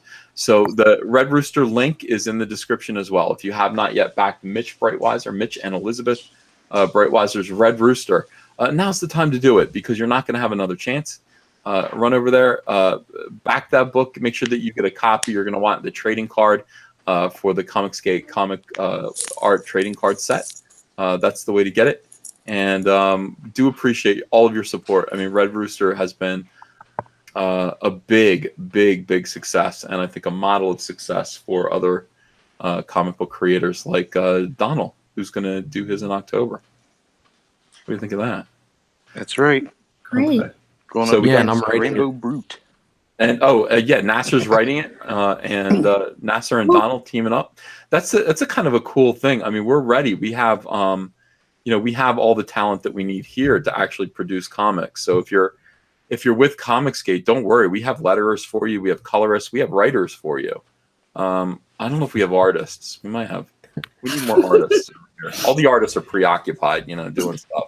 And now is totally the best time because a year ago somebody told me that they didn't think I could hit $1,000 on the Kickstarter, and I just had 15,500 on my Indiegogo. So now is definitely the best time if you're a writer or an artist or whatever. Start making your comics because now there's never been a better time. Heck yeah. Yeah. I want you to do something for me though, Nasser. Okay. In the future, you're going to deal with people who challenge you, right, and who are difficult. And what I want you to do is always try to find a way to make that person your advocate. Even if they say something nasty to you, if there's a chance that they could become your advocate, or you could at least give them the opportunity to form a better opinion of you. I want you to do that, and not just for yourself, but for everybody else, to set that example. That this is how we can conduct ourselves. Because I think, like, out of everybody, I think Nasser actually has like massive potential. Like where he's right now at 21 years old, and his first comic book is at 15,000. It's more than that, isn't it? It's 16,000, isn't it? No, it's 15,500. We ended it. We didn't do an in-demand store or anything. Dude, that's ridiculous. That is. You're already more successful than half the people making comic books at Image. Yeah, that's crazy to think about, because I've been. it even still says it in my Twitter bio that I'm a big Image Comics fan, because those guys were a lot of my inspiration for wanting to make comics. So 5 years from now, people could have in their Twitter profile, "I'm a big Nasser Robati fan," right? How ridiculous would that be? So what I want you to do when you run into these people who are difficult and challenging, and some people will, as much as you have it in you, give them to form a better opinion of you. All right. When you can, turn an opponent into neutral, and turn a neutral into advocate, because I think you have massive potential, and I don't want anything to get in the way of your success. Thanks. Edwin, Nasser has Andy Rooney eyebrows. Somebody points out. It's important that you know that. Nasser, is that true? I don't know. You have big eyebrows? He does have some caterpillars. We're in the big eyebrow. We're in the big eyebrow club.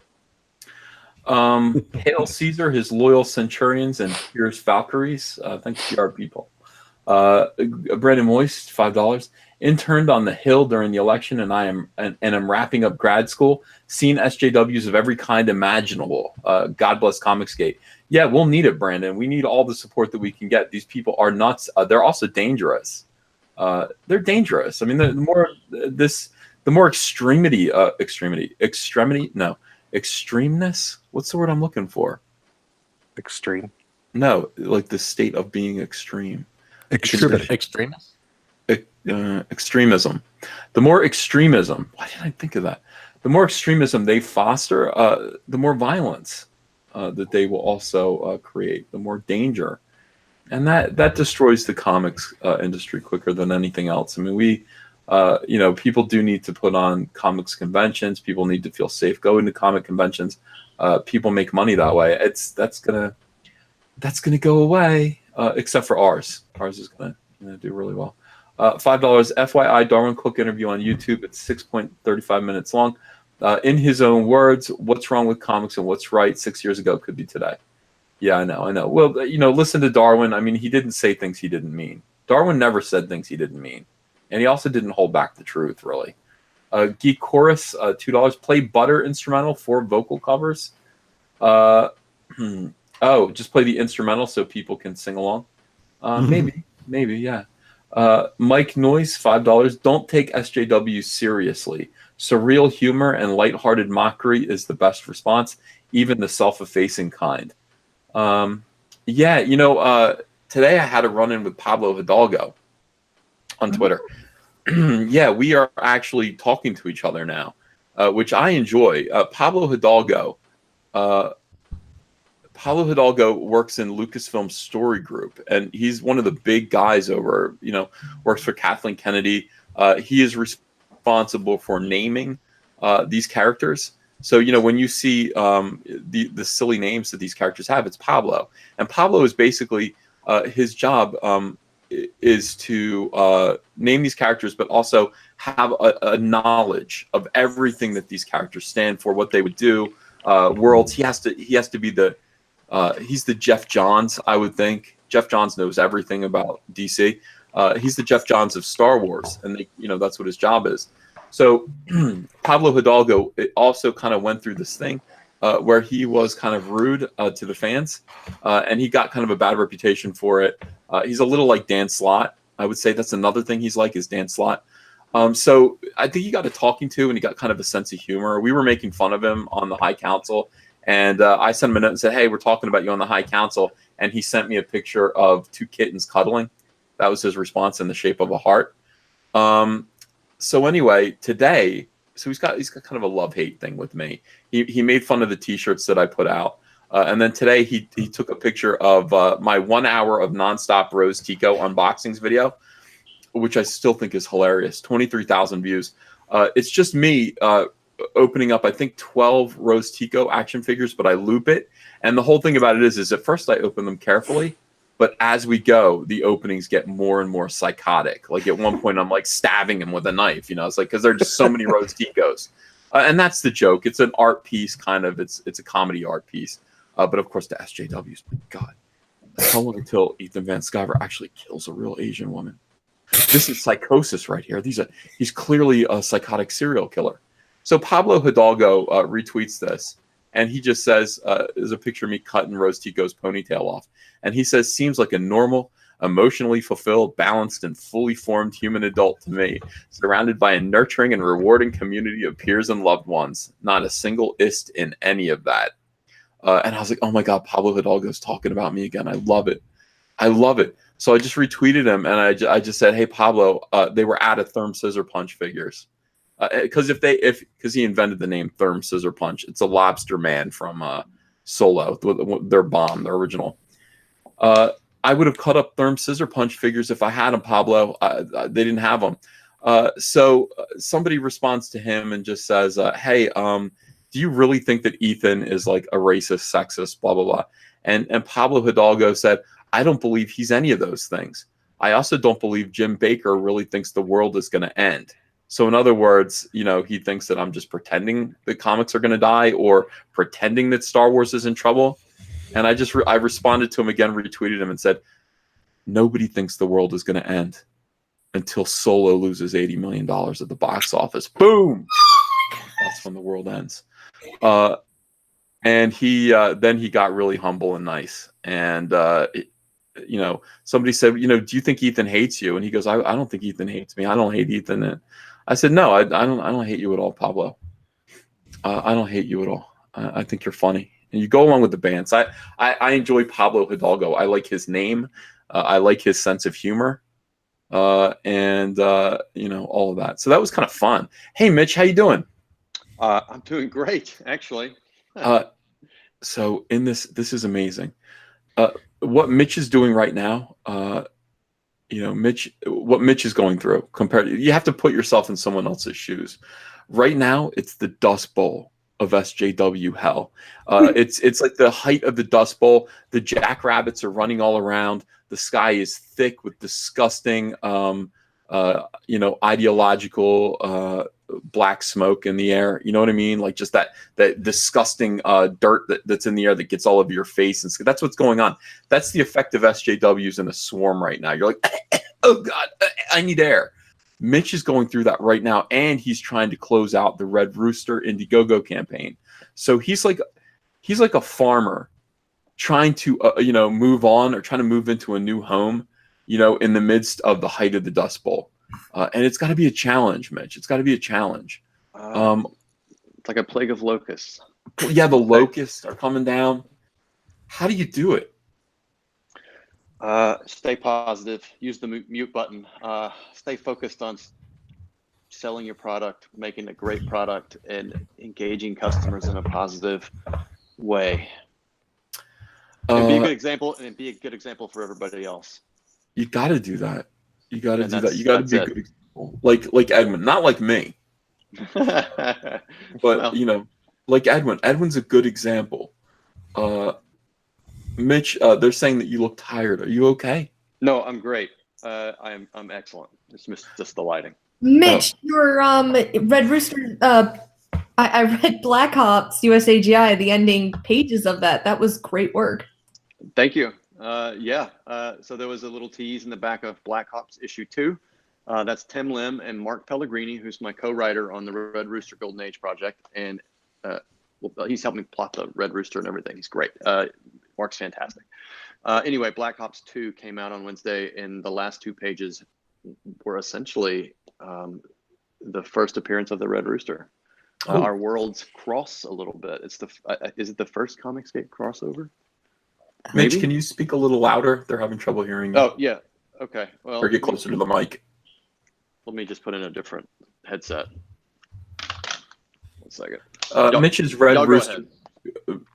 Red Rooster Golden Age right now is at 157. It's raised another $1,000. 157, 659 right now. Quite impressive. 157,694 now. It is people are responding to the fact that there are only 5 hours left, and of course, the link to the campaign is in the description right now. Just it says if you click the little arrow button below the screen, below my laughing man face right now, you'll see that a bunch of links will drop down, and one of them will say back Red Rooster, back Stealing Solo, back John Delarosa's Flying Sparks, Black Lone Star, back Bigfoot Bill. Click on that Red Rooster. Absolutely click on Red Rooster. This is it. You've got 5 hours to do that. And let's make Red Rooster have a roaring final night. My final night was great. I got very drunk. I got very drunk with you guys, and I said some things I didn't mean, and I mean they were all good things. That's the bad thing. I say complimentary things, and I didn't mean any of them.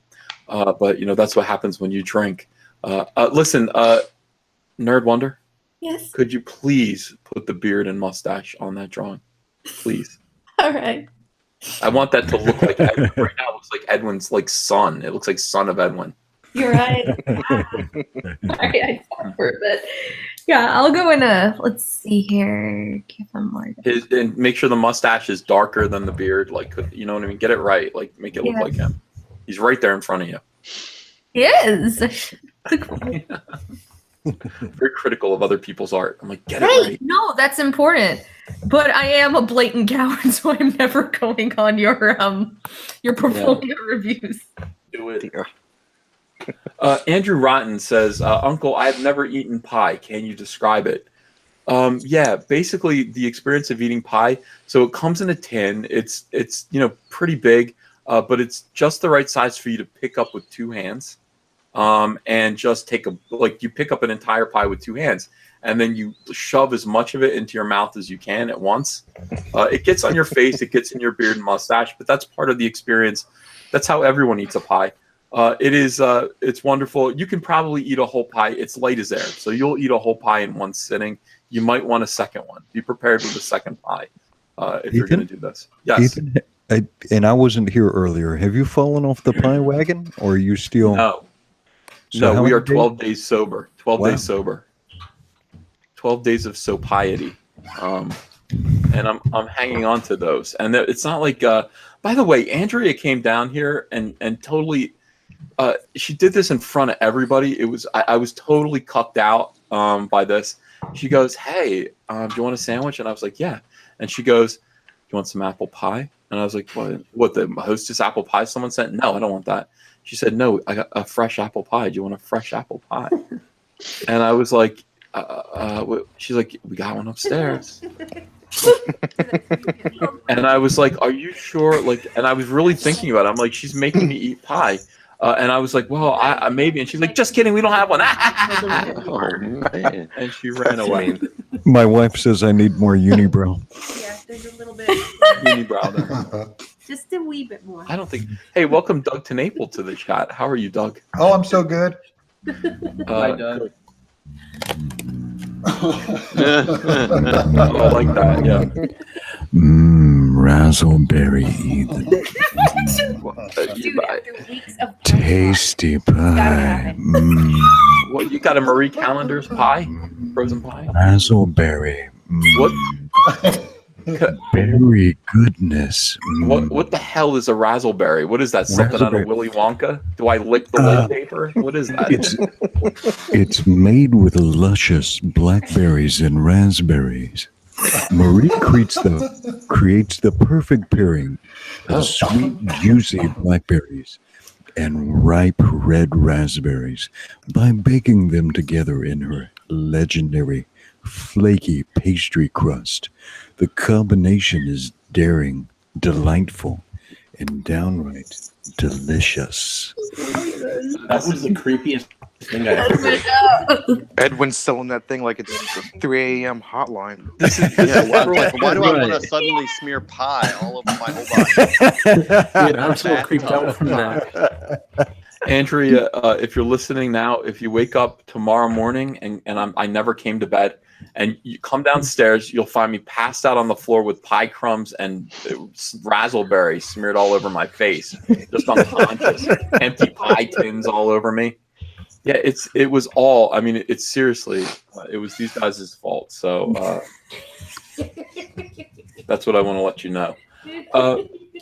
Antoine Dennison, $2. Any thoughts on Jeff Lemire's Twitter comment? Well, we talked about it. My thoughts are, what the hell what do we have to do with you? Like, Jeff Lemire basically came out and said, hey, we got to stand up as a community. They're so weird.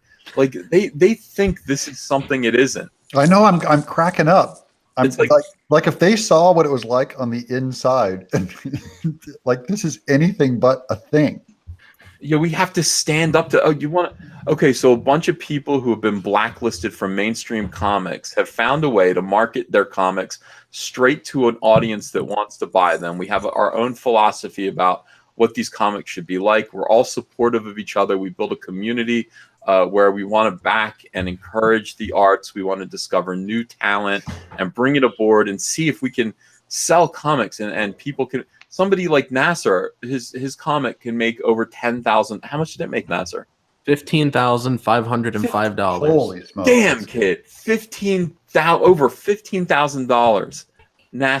Nasser, that's more than these people make. Do you understand? Yeah, that's more like than half their yearly income. Okay. Maybe even Nasser, more. I know people in the industry. I know friends desperately trying to get into the industry. What you have done is you beat them. And you're our smallest. Yeah. I don't mean to talk about you in terms of status, but it's like you're our lowest right now. You're our lowest selling Indiegogo, but one of our biggest successes because you didn't work at Marvel or DC. And I don't want to. And you're the youngest. Yeah, and you're so young. You're 21. It's alarming. So Jeff Lemire is saying we have to. By the way, we have to stand up as a community and protect ourselves from Comicsgate. I mean, let me just make one thing clear. I mean, Jeff, if you listen or if somebody wants to send this to you, Yeah. You have nothing that we want. Actually, I want his books. I love his artwork. But he's a writer though, so you don't even know him. No, he does both. Oh, does he? Yeah. Oh, I don't even know him. But he's so far off on this. Well intended, but incredibly wrong. Right. Like here's the thing. Jeff does think that this is legitimately like a harassment movement. They invented this shit. What is a harassment movement? What they're doing is a harassment movement. Who organizes harassment? This is bizarre. I'm in this bizarre world where people are impugning myself or my friends or my associates, and I'm like, I don't see. And the charges are so incredulous and ridiculous and ham-fisted. I just had Mitch on my show. I just had Mitch on my show, and we talked about comics. And running Indiegogo campaigns. And engaging customers and our wives and it was like family hour. I want them to watch that video and frankly, I'm sorry, but if you're calling my pals a Nazi, then you're scum. Even if you can't do your homework enough to know you're going to call Mitch that, I'm sorry, you're not in good with me. Yeah. Absolutely. It's really irresponsible. Did you see, and Sienkiewicz did the same thing. And Sienkiewicz is another guy who I love his work. It breaks my heart to see him imply that my friends are anything less than anybody else. It's disgusting. And it's done in ignorance. I believe it's well-intended, but they're ignorant. Yeah, it's ignorance. And also, let me just say that we don't think about you people. You think about us an awful lot. We've moved past you. Like, we're not thinking about mainstream comics except in the sense that we're worried that it's dying and thus we must do our own thing. We don't give thought to upsetting you or to hurting you or to affecting your income. We don't give thought to you. That's not what this. I mean, that's just not what we do. Our little group here, we don't do that. I don't do it, and I seem to be the one that everyone's. I'm at the center of all this. Yeah. I don't care what you guys are doing. I don't want your attention. I don't want it. I don't want you to attend to me. I don't want to attend to you. I just want to sell my comic books, and you guys, my God, get out of my face. And that's what drives them crazy, I think. Little people, get out of my face. A lot of people, man, if they don't get a response, they're just furious and they scream all the louder, and they're upset that you're not agreeing that it's us versus them. Yeah, it's not. They demand a war. I'm just going, look, we're going to make comics. Sorry. That's pretty much it. I mean, we're just doing our thing, and we don't need you. Like, it's not like. I mean, like at all. We don't need you at all. We're not really utilizing at this point. We're not in comic shops. We will be. I think we will, because I think it's important. I want to give comic retailers the benefit of the doubt. If we're going to succeed, maybe they should carry our comics. If they don't want to, they don't have to. But we're going to give them the chance. And there's nothing that we want. Again, there's nothing that we want from you or need from you. We're self-sufficient. We're doing our own thing. We're building our own audience. We're building our own market. We're building our own brands. So leave us the fuck alone. Who is the harasser? Who is the bully here? Let me know when you see me harassing a comic pro. Let me know. I just want independence, and that's what we declared on July 4th. Me and Mitch. This is Independence Day, and it has been nice. Somebody said language, young EVS. Sorry. It's Mike S. Miller. Why don't you come in here, Smart Mouth, and promote your comic? Because I have it in the description. All right. So let me just say this again. Right now, Mitch Breitweiser, Elizabeth Breitweiser's Red Rooster, is in its final 4 hours of funding. 4 hours left. It's at $158,105. He's beaten every single SJW attempt at crowdfunding a comic, every single one. Congratulations, Mitch. Thank you, sir. Yeah, you're quite welcome. Thanks to your audience. I mean, yeah, and thanks to all my new friends here. Edwin, Doug, Nasser, Nerd Wonder, who I haven't got to know too well quite yet. Donal, who I'm getting to know. Tuan Del Rio says EVS is gatekeeping again. No, I'm not. You're all welcome to join. Everyone's welcome to join, but I mean, don't think that we need. You know what I mean? You're just kidding. So Red Rooster Golden Age, $158,105. This is incredible. The link is in the description below. If you haven't backed it yet, again, you have 4 hours to do so. Make sure that you do that. It has a bunch of different tiers. You can sign in at $25 and just get the book and the sticker if that's what your budget is right now. I would go for $50 at least and get that sketchbook as well. That's going to be all exclusive material. Here's the thing. All of our comics are signed. That is a principle of Comicsgate. We believe in doing that. We believe in autographing all of our comics, signing them all for the customers, even though we end up having to sign 20,000 comics. That is something that we're always going to do. Price comparison, go over to Dynamic Forces and go see what their signed limited comics go for. More than this, a lot more than $25. Do support these books. You will get all of our autographs if you do. If that interests you. It interests me. I'm an autograph collector. I don't have Mitch's autograph yet, but I will. I backed Mitch at the $500 level, so I'm getting everything. Wow. I'm getting everything. You're going to get a great sketch. Really? That's awesome. Yeah. Yeah, nice. Okay. Let's make sure that we do that. Doug to Naples in the chat. Doug to Naples Bigfoot Bill link is in the description as well. Let's take a look at Bigfoot Bill. It's one of our newer campaigns, and it is nearly. Well, let me refresh it because I don't want to say nearly and then be wrong. No, it is. It's at 35,000. It's over. Yeah, we just went over 35 in the last hour. Unbelievable. That's great. That is awesome. $35,087. I haven't even backed it yet. So wait until I back. I'm going to back it at the last minute.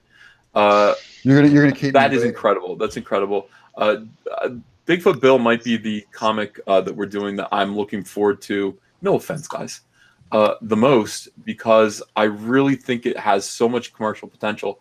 I want to be involved in supporting a video game property from the ground up, and I think obviously this is going to be a video game. This could be a TV show. This could be any number of things, and I will be proud of myself. Can I have a if it's a TV show? Can I have a co-producer light credit? No, I'll let you do a voice. I'll let you do a voice. Really?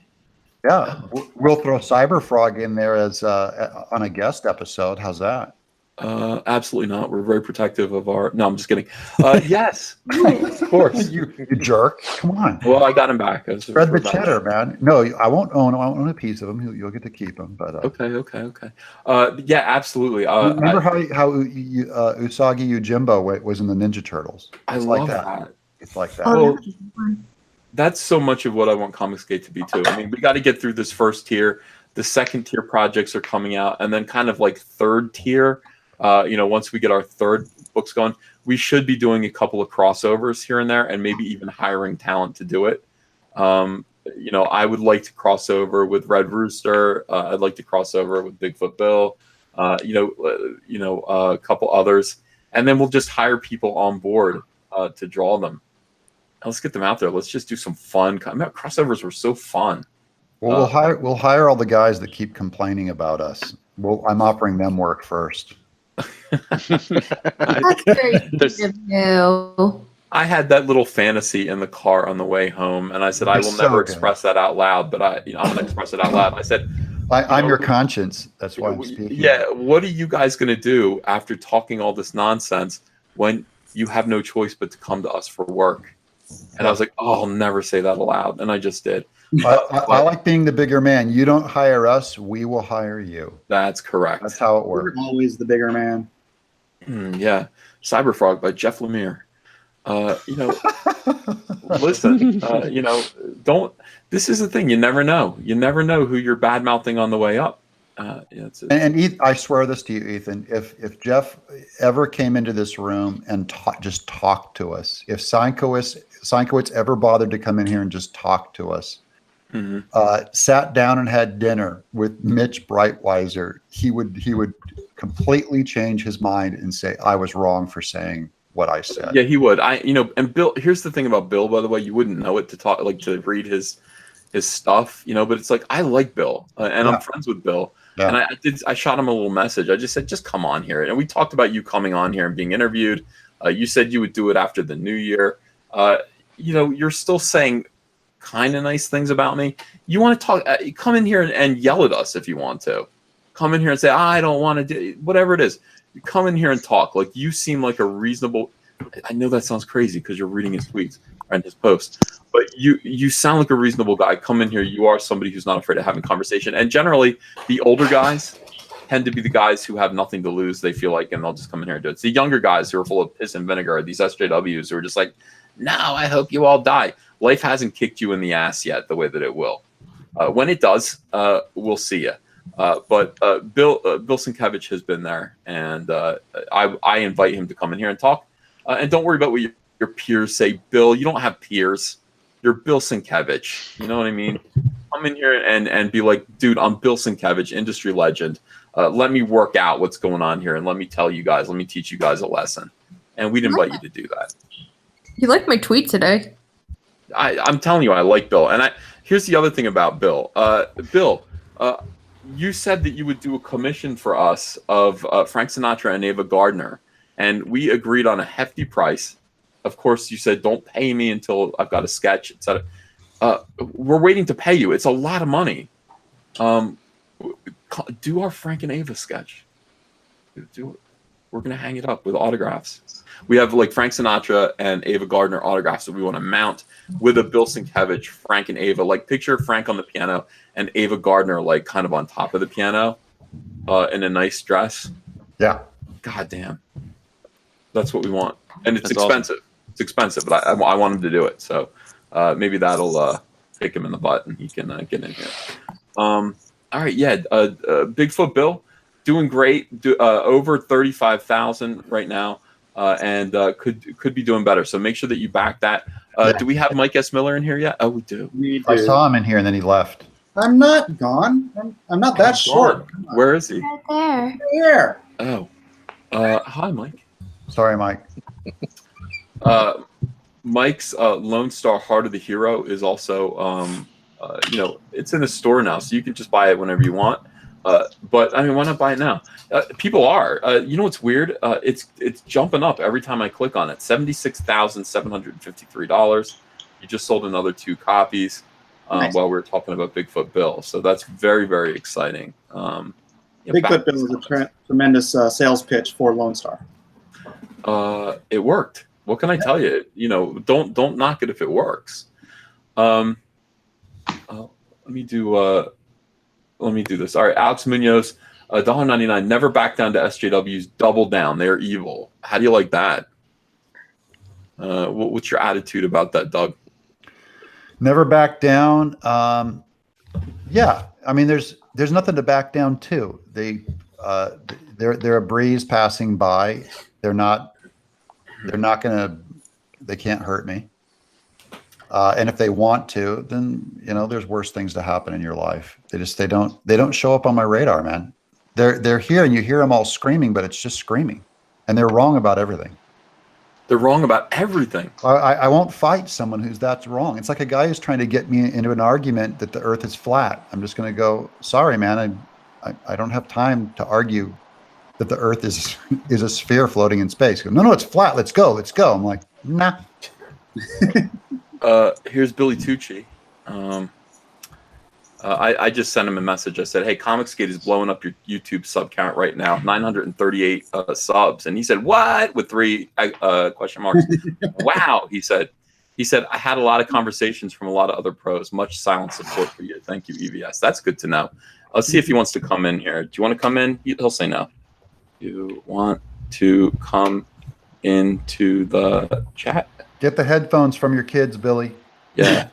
He might not want to right now. It might be too hot. You know what I mean? It might be too hot. Yeah. But we'll offer him anyway, and Well, I don't think it's necessarily that. He told me he was just he got super swamped all of a sudden with something unmentionable, I guess. Yeah, no. He told me too. Like he's working on something. He's like doing finishes or something over somebody else's pencils, and it requires a lot of work. Yeah. Sometimes that is. I mean, finishes, guys. You work from layouts, and you've got to do the finishes, and it's like, boy, oh my God, I'm going to tell you a secret that's going to totally amuse this chat. I've never told anyone this before, but this is interesting. Speaking of finishes, okay. Did you guys know? Oh my God, I'm going to blow things up right now with the. Did you have guys? Other people do all of your cyberfrog art? No, but it's close. Close. Oh, Issue 6 of Flash Rebirth. Richard Pace drew, laid out 5 pages. What? 5 pages of Flash Rebirth number 6. I could point them out to you. Do it right now. Do it right now. I'd get a copy of Flash Rebirth number 6. I'd like to have a conversation someday with Pace at a convention or someplace. A friendly conversation, but a conversation. Yeah. Richard Pace needed work at the time. Okay. Billy Tucci says can't tonight. Okay, no problem. Aww. I feel like I should know who Richard Pace is, but I really can't think of anything he's done. He never was. So he needed money. And I was sitting there, Flash Rebirth, by the end of Flash Rebirth, it didn't end well. Like, it was like, I talk about this in, in the Secrets of Flash Rebirth videos that I did. And I'm just like, by the time we were done issue 4, Jeff said, I'm not really sure how it ends. And I said, what the So we had to sit there and brainstorm issues 5 and 6 on the phone together. He was deep into Blackest Night. And so I at that point, I kind of mentally checked out, and I was really tired of the book. So I'm on the phone with Richard. I used to talk to him every day. And I just kind of said, he's like, he needed a job. And I kind of said, you want to lay out? You want to do layouts and help me get issue 6 done real quick? And he said, yeah, sure. And I paid him $1,200. He was supposed to get $1,250, $250 a page for 5 pages. That's how generous I am for layouts. Wow. You want me to do layouts? Yeah, I know. I'll sign up for that. I'll learn how to do it. So he did the layouts, and they were weird, man. I had to. I know what's going on right now. Like the idea of working over. So I said, please draw like me if you can.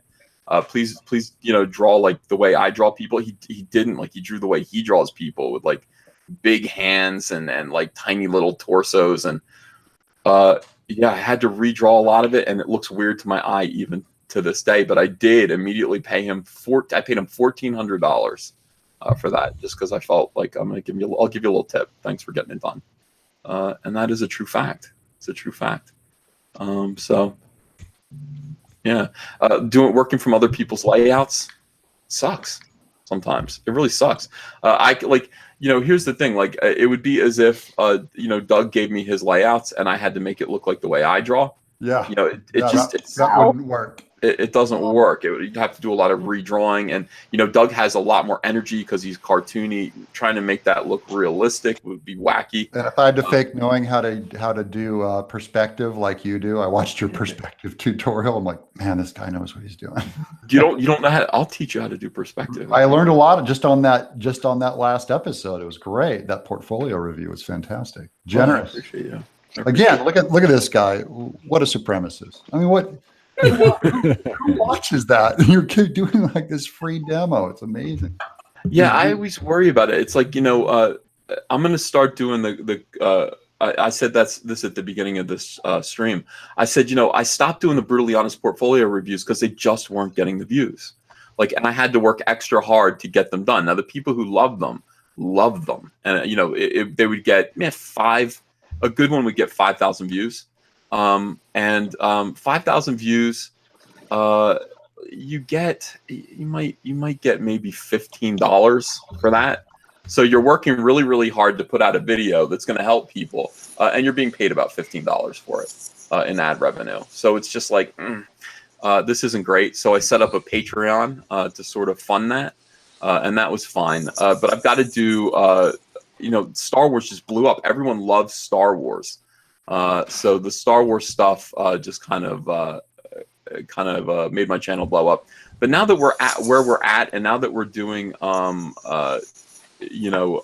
comics, now that Comicsgate is a thing, we really do need to do more portfolio reviews in order to encourage and help the next generation of creators. And that is, I'm gonna do that. I'll take an hour out of each day to put up a new portfolio review, as long as I have them. And I gave my address out, and boom, looks like I've got 3 portfolios already sitting here waiting to be reviewed. So that's nice. Wow. Hey, Cecil. Is that how you got the pies? They came in with the portfolio? No, it's not just my email address. Oh. Yeah. No, somebody saw my address. I doxed myself in a live stream. And somebody let me know. They said, you doxed yourself.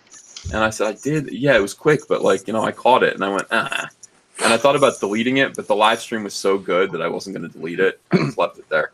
So, you might find my address that way, and you might send me pie, or, you might come over here and, I don't know, we'll feed you sandwiches. John Lennon had a great thing in his Imagine video where some strange hippie showed up and said, I know that you've been writing all your songs about me. And John's like, no, I don't even know you. And he's like, it doesn't make sense. Did you guys ever see this? This doesn't make sense. He's like, are you telling me even revolution? You say you want a revolution? You didn't write that about me? And John's like, no, lad, no. You want to come in for, soup and sandwiches? And the guy's like, uh-huh. And John and Yoko fed him soup and sandwiches. And I always saw that and just thought, that was like how to treat your fans. I mean, if somebody's high off his balls like that, that's scary. But that was really inspirational for me to see John Lennon treat people that way, treat his fans that way. Murderer went up for parole today. Got denied parole again today. Yeah, that's the thing also, though. You make yourself too accessible. That's the other That's the other side of You that. got all murdered. He doxed me. So come on by Ethan's and you might get some lead sandwiches. Oh yeah, you might get it depending on who you are. You might get some lead. Ethan, if you hello, Ethan. Hi, If you wouldn't Cecil. mind, could you come upstairs and open the front door? I'm at your house. Oh man, if only that were true. Cecil. Again. You guys know, Mark David Chapman almost committed suicide like the day before he shot John Lennon. That depresses me, man. I wish he would have actually gone through with the suicide. I wish he'd have aimed 3 feet to the left. Oh. Wow. Agreed 100%. Ow. Disagree. No. John Lennon without Yoko, he would have been unhappy. Yoko would have been a great martyr. Yeah. I'm going to go batten down some hatches. Oh my God. Okay, Edwin. See ya. See ya. Yeah, I have that effect on Edwin. as soon as you show up, Edwin leaves. Why? Yeah, I'm worse than that hurricane for him. Cecil thinks if he came over my house, I'd be like, get out of here. I'd be like, come on in. What do you want to do? I think you'd have the hose on me on the front lawn. Like, yeah. I would not. He just has to hose you off first, then you can come Yeah. in. He has to get all the mud off. That makes sense. Did anybody watch Nasser's video today? He got all heated up. I loved it. Yeah, I did. was I that did. That was great. It was good. He got his emotion chip was still installed, and it's working out fine. Nasser's got his own voice. His YouTube channel is very entertaining, and it was. He's Wait, you fighting. actually watch me, Ethan? I did. I watched you. I don't know how I even found. Oh, you came up on my recommended videos, and I wasn't even aware that you were making videos. So I was like, I'm gonna watch and see what Nasser has to say, and I was like, damn kid, it was a good video. Good job. Well, thanks. Speaking Nasser. of and stuff, Nasser. I gotta go run. I gotta go finish up the inking for Ashcan. So Hello, by the way. Wonder. I never met Nerd Wonder before, so hello. Oh, Dick, we never met before. Hello. Hello. I'm being nice because Doug said he'd club me like a baby seal if I squeak. Good. Oh girl, yeah, good don't girl. do that. Oh my God, I got complaints about that Nerd Wonder. They said No. people were like, she talks like that, make her stop. I'm like, and then you talk. No, it's fine. Like, I don't find her voice irritating at all. no, her normal voice isn't irritating. Her squeaky voice is. I didn't even know she had a normal voice. I thought the usually like squeak was her told voice. in other chats to go and squeak. They're like, do the weeb voice, and then I do the weeb voice. All right, people want to hear it. Some people want to hear it. Go ahead, do it. I mean, it's not for everybody, and I can totally understand. Yeah, but Do it. people do it as a request before you leave. I don't think anybody wants it though. No, they do. Like No, they're they do. I'm the only one, and I don't get to run. I don't get to run this thing. So I cannot do that if it's man. from your ears. I give you permission. I'll take my headphones out. Here, look. I'm taking my headphones out. There you go. Now you're free. All right. Well, do you guys want me to say something specific? you can just say like goodbye to us, like do your goodbyes, blah blah blah. All right. It was really nice seeing you all. I love you. I'm gonna go now. I gotta go and do work. Please don't tell Malin that I was here. I'm still not done. This will be our secret. Shh. Oh my gosh, that's the lamb doll. No, it's not. It's the midget from Poltergeist. Yes. Just like that lamb doll. Welcome. That was Oh, creepy. welcome. That was. Don't go into the light, Carrie. Lammy and is it Carol Channing? Yeah, Carol Channing. She's not. That's a voice. Yeah. Lamb chop. Diamonds are a girl's best friend. Carol Ann. All Okay, right. that was Thank you creepier. so much, Nerd Wonder. Did she leave? She left. She All right. did. Well, thanks, Nerd Wonder. We loved having you. Great to have you here. And Doug, what's all this crazy talk I'm hearing about you not believing the Earth is flat? Yeah. What? I know it's controversial. What gives?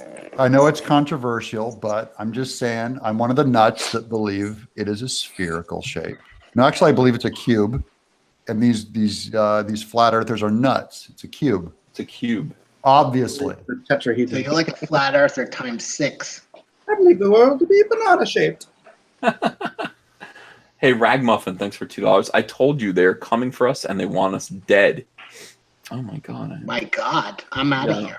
Wow. They want Wait, us Billy dead. Tucci. I want to meet Billy Tucci. He lives on Long Island. Yeah. You think he'd meet me for a drink? No. Let him get to know you a little bit better. Billy's a super friendly guy, but yeah, absolutely. Once he gets to know you and all that stuff, sure. Okay. Justin Ward, thanks for $5. I don't draw and don't give two shits about purse or perspective or vanishing points, but I just love watching you and listening to your honest portfolio reviews. Thanks for bringing them back. Oh, good. Okay. Well, thanks, Justin. Enjoy. Alex Munoz at $1.99. SJWs are the mob in The Dark Knight Rises. Yeah, that's what that movie was about to me. You know, I took that movie very personally. I saw it as a political statement that I agreed with. Hazard, thanks for $2. I have a She Ashcan and 0 and 1. Got my support. Great. Break All Day, $2. Billy just jumped to 650. What's Billy's sub count at right now? We've decided to make him get to 1,000. So where's he at this moment? Did he get there or no? Let me check. He was getting close. Oh, the chat probably knows. Ethan, sing us a song before you go. He's at 979. Damn, kid. So he's just 21. He's just 21 away. He's just 21 away. So he's going to get to 1,000. That'll make him monetizable. We want him to be monetized. Yeah. Hazard, $5. My She Ashcan has one of the best cover art I've ever seen. Nice. Antoine Dennison, $2. Legally organized Comicsgate. That's the way. What does that mean? How do you legally organize Comicsgate? What? I'd rather be illegally organized, like a mafia. What do you think? Yeah, it's like, it's not a thing. It's just kind of what you.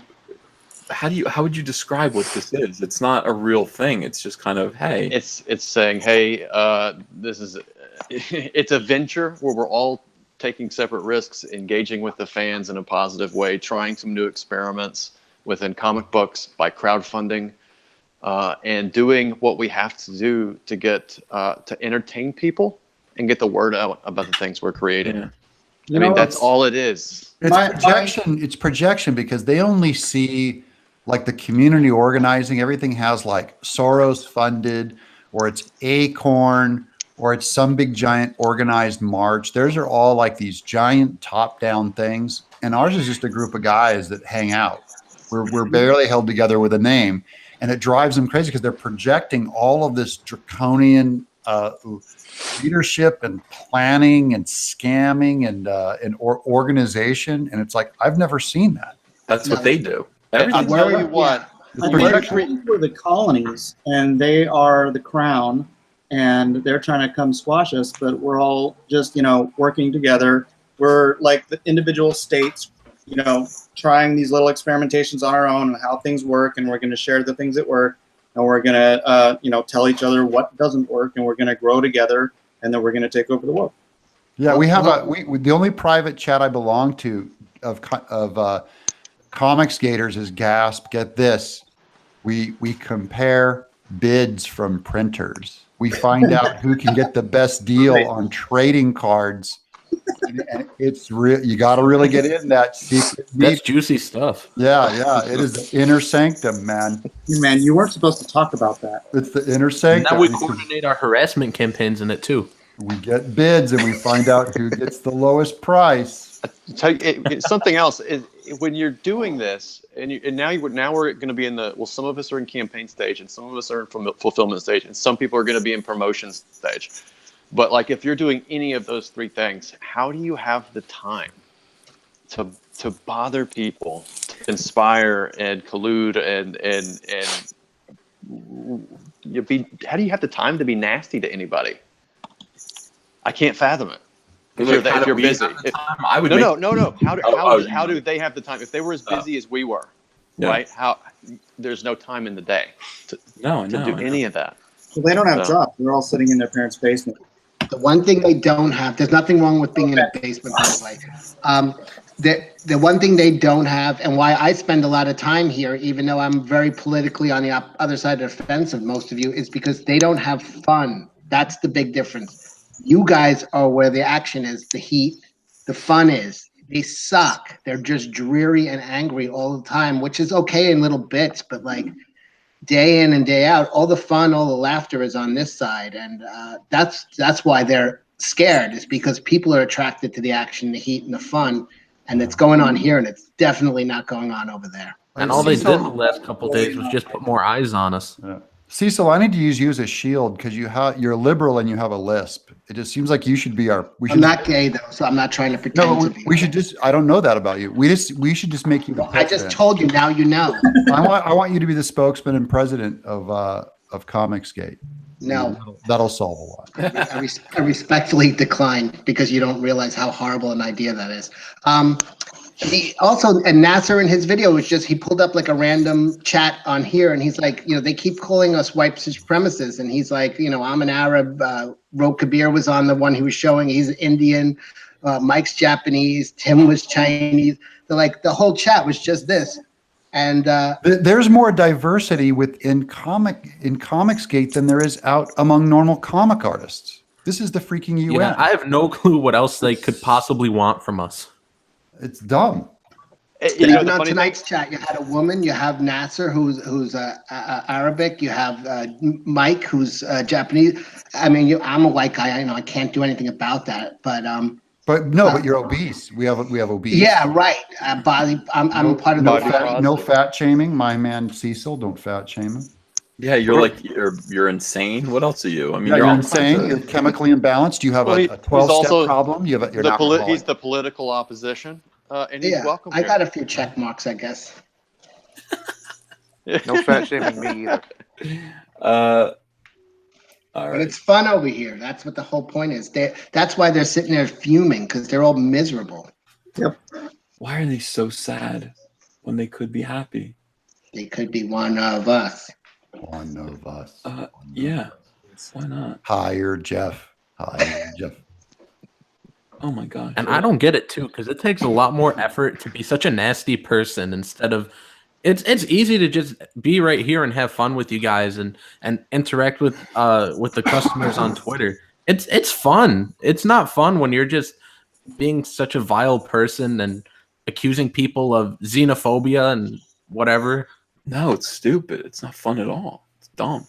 It was funny before, Ethan. I was listening. You were saying, we don't even think of you. Like, what do you think of us? And it's like, honestly, we don't think of you. It's like we don't even think about you. And it reminded me, there was a comedian. I can't remember who it was, but he was doing a stand-up set in Canada, and he's like, whenever I come up here, you're always like, what does America think about Canada? What does America think about Canada? And I'm always like, we don't.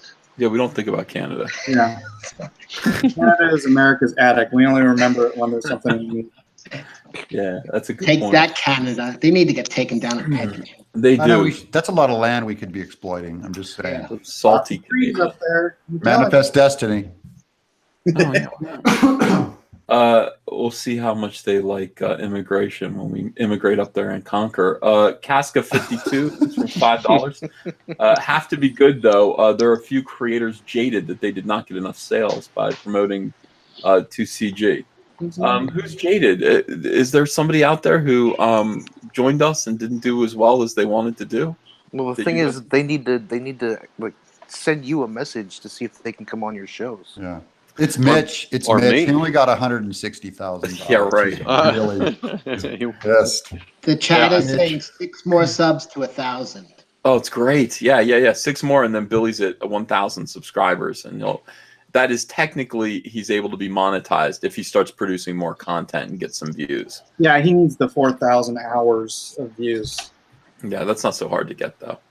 Yeah, not when you're like if you're doing them every single day. That comes up pretty quick. No, I got 4,000 hours on my channel and then some, but I'm still applying to be monetized.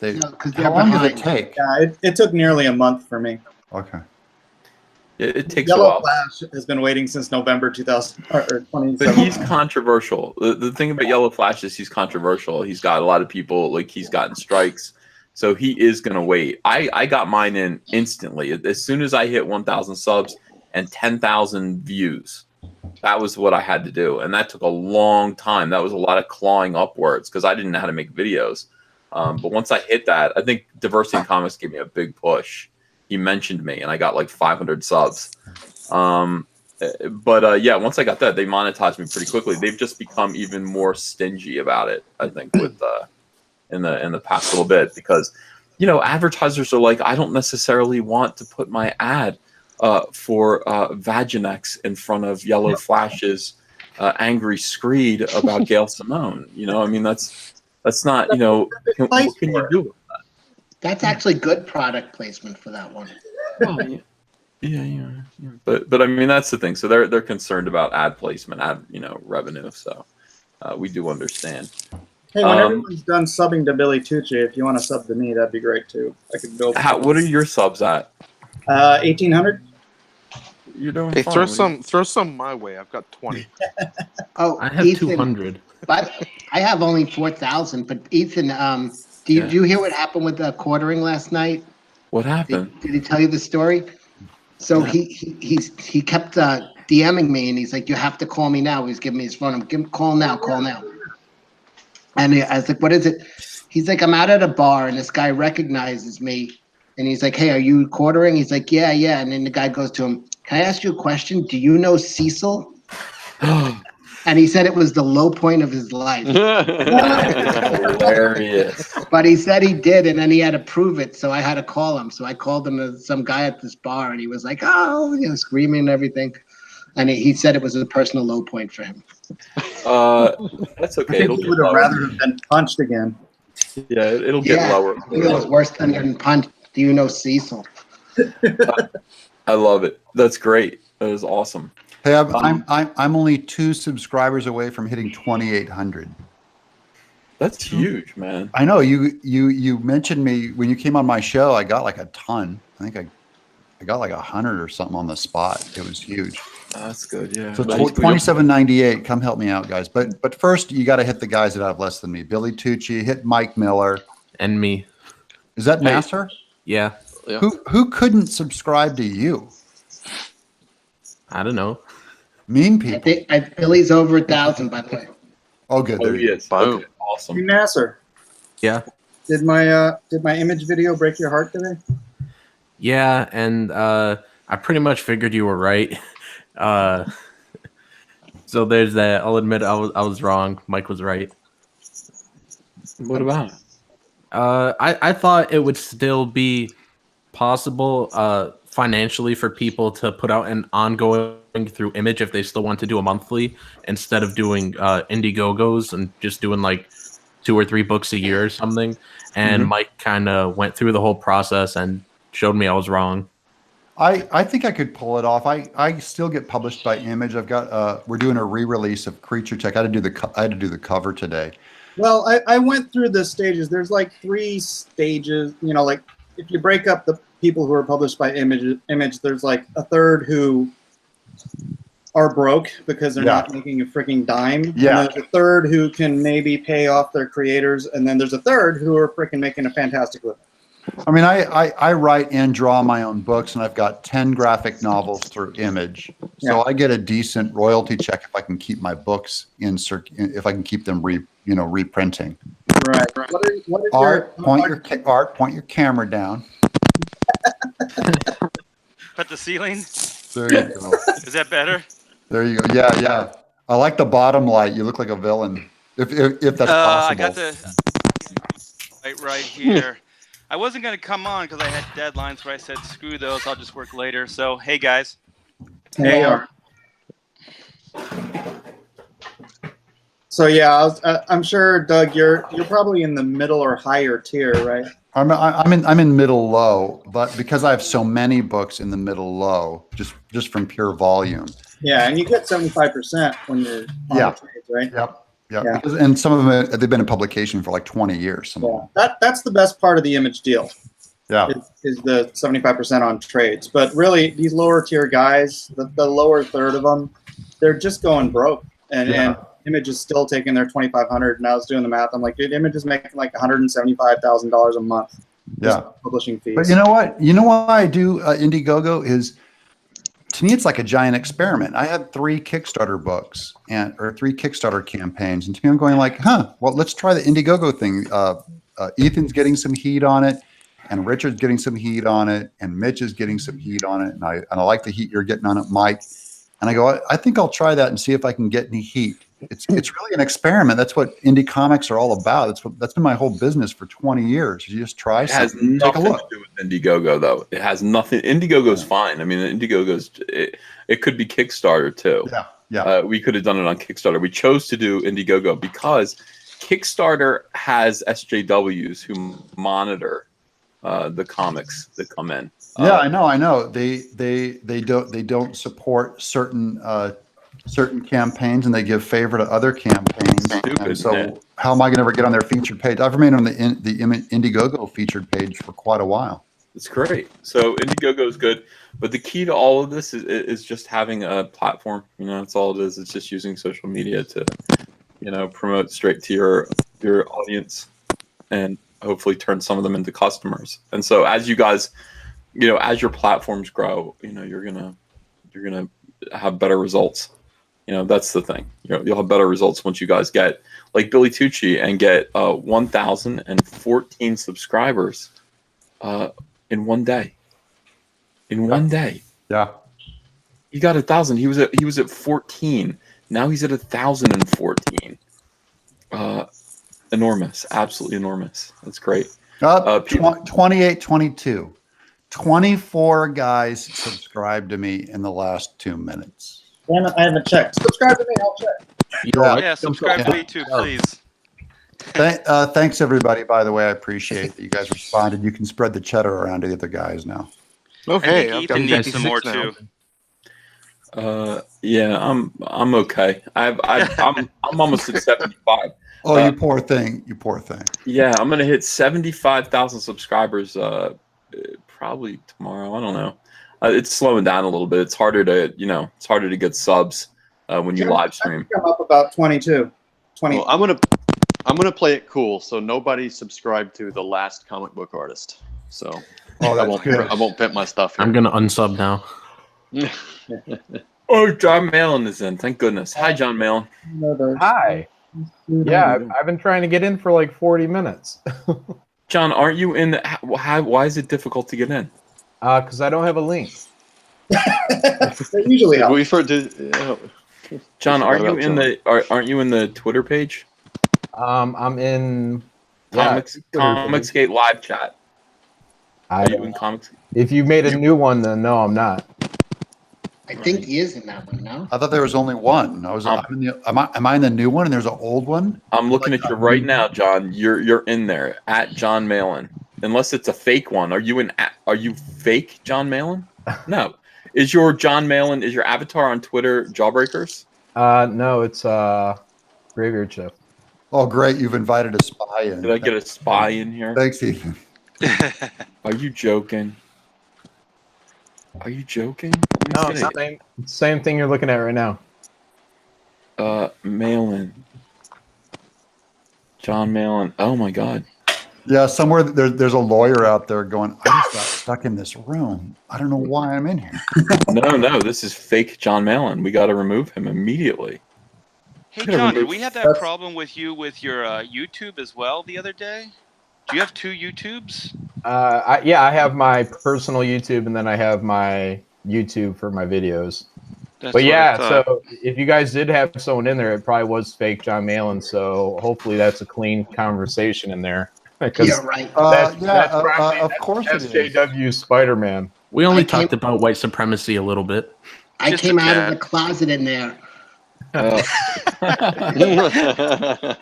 Let me see. No, I don't. Members. Add members. I'm in there. I only wrote my social security. I just got the invite. Yeah, maybe. No, fake John Malin wasn't in there. Fake John Malin is not in there, and he never was. Let me count.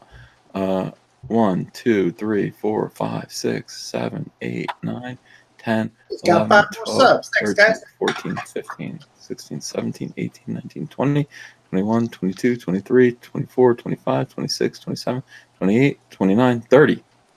And there are 30 subs. Why did that fake John Malin come up there when I was looking at members? Let me just make sure. That's weird. That's real. Yeah. Okay. So there is no fake John Malin in there. Maybe he's listening and he just tapped out. John, and you're in there now, right? Yeah. I just saw the invite pop up. John, I lent that other guy $100. You're on the hook for that. Better start running. It's a spy for Bill Sienkiewicz. Yeah. Yeah, that's what I wanted to hop in on, man. Screw Sienkiewicz, man. That dude was talking shit about his own aunt because he was, I don't know if she's a conservative, whatever. That dude's a piece of trash.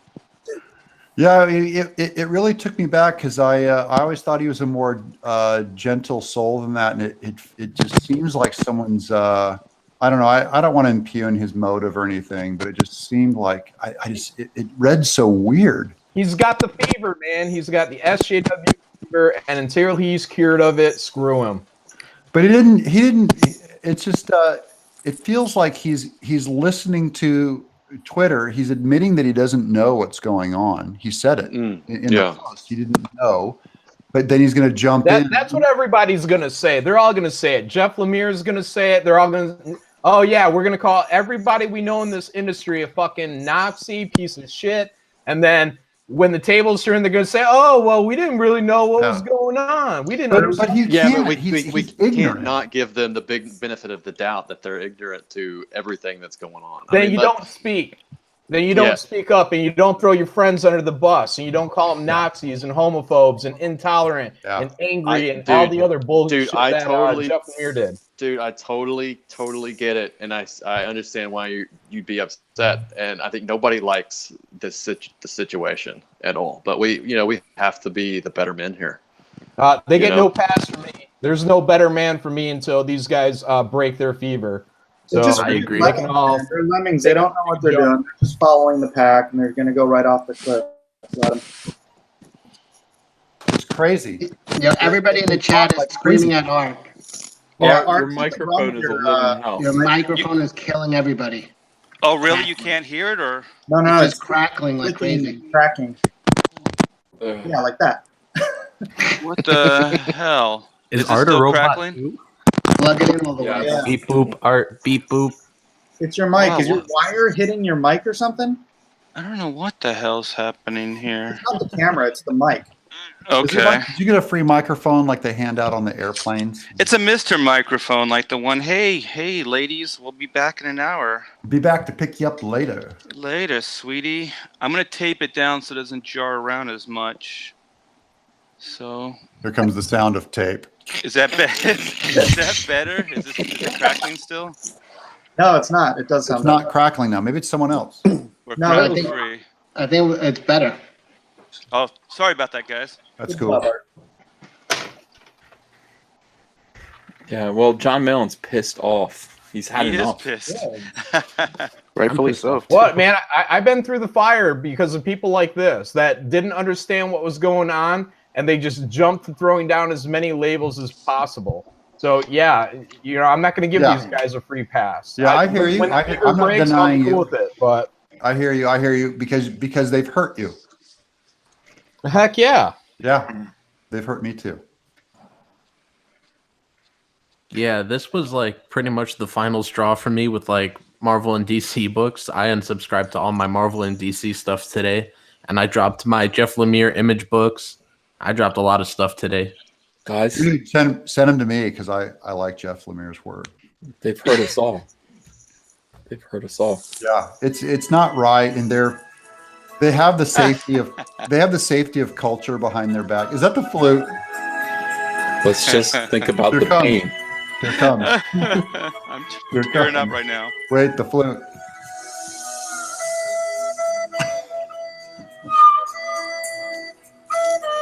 This is the sound of John Malin being hurt. But just on the inside. We're in a safe place. Comicsgate people, they only hurt on the inside. We don't cry. Except Mike. It's okay, Mike. I said it. I love you, Mike. Mike is Japanese, but he's racist. That is the worst flute I've ever heard. John Malin, you are king of the world. Thanks, Ethan. You'll always be my rose. There's only one rose, and it's Tico. John, if you want to go off right now and talk. Yeah, I like John going off. Go. I don't go think off I to can do this? that in the background. Man. Well, who pissed you off more, Bill or Jeff? Jeff Lemire. Really? Oh yeah. Why? Well, he's the only one that got a response on me. What- Just because of what he called us. He said Comicsgate is, I can't pull an exact quote, intolerant, angry, bigots, whatever He else. called He us said. weak, but he's the weak one. Yeah. Yeah. I want to invite him on and say which one of us is the. You know who he's talking about. They don't want to have a conversation. Yeah, but besides Mitch. Every single time one of these losers open their mouth and talk shit about us, and we reach out to them to say, "Hey guys, let's be cool. Let's talk about it." They back up and they run away every single time. No, I'm not kidding. Every one of them who I've invited on my show, their tweets vanish. They delete their tweet, and I never hear from them again. I'm like, come on my show, we'll talk about it. No, they don't do that because they have the perfect answer. You don't even bother. They go, you don't discuss things with Nazis. You punch them. And that is exactly what they say. It's infuriating. You can't. Maybe your show is a little dry, also, though. If what? It's a little dry. It might scare a few people off. Oh. Eve yes, the Skybird, and John Malin is the Firebird. John, you're the Firebird. Ooh, and I'm the T-Bird. Or the T-Bear. The T-Bag. I used to say your name in my head like Thibbert. Well, all growing up, that's all I heard, so I'm used to it. Let's see. Ethan, how do I contact talent to work on an idea? Says Ronnie Schreiber. How? You should just have the answer to that recorded so you can replay it every show when someone asks you. There's no phone number. There's no central database.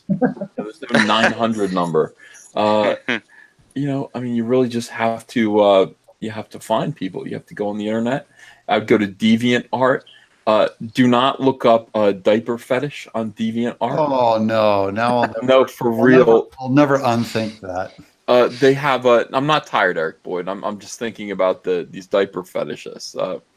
They are furries and they like to poop their diaper, and that is on DeviantArt. So if you do want to, are we allowed to judge that? Yeah.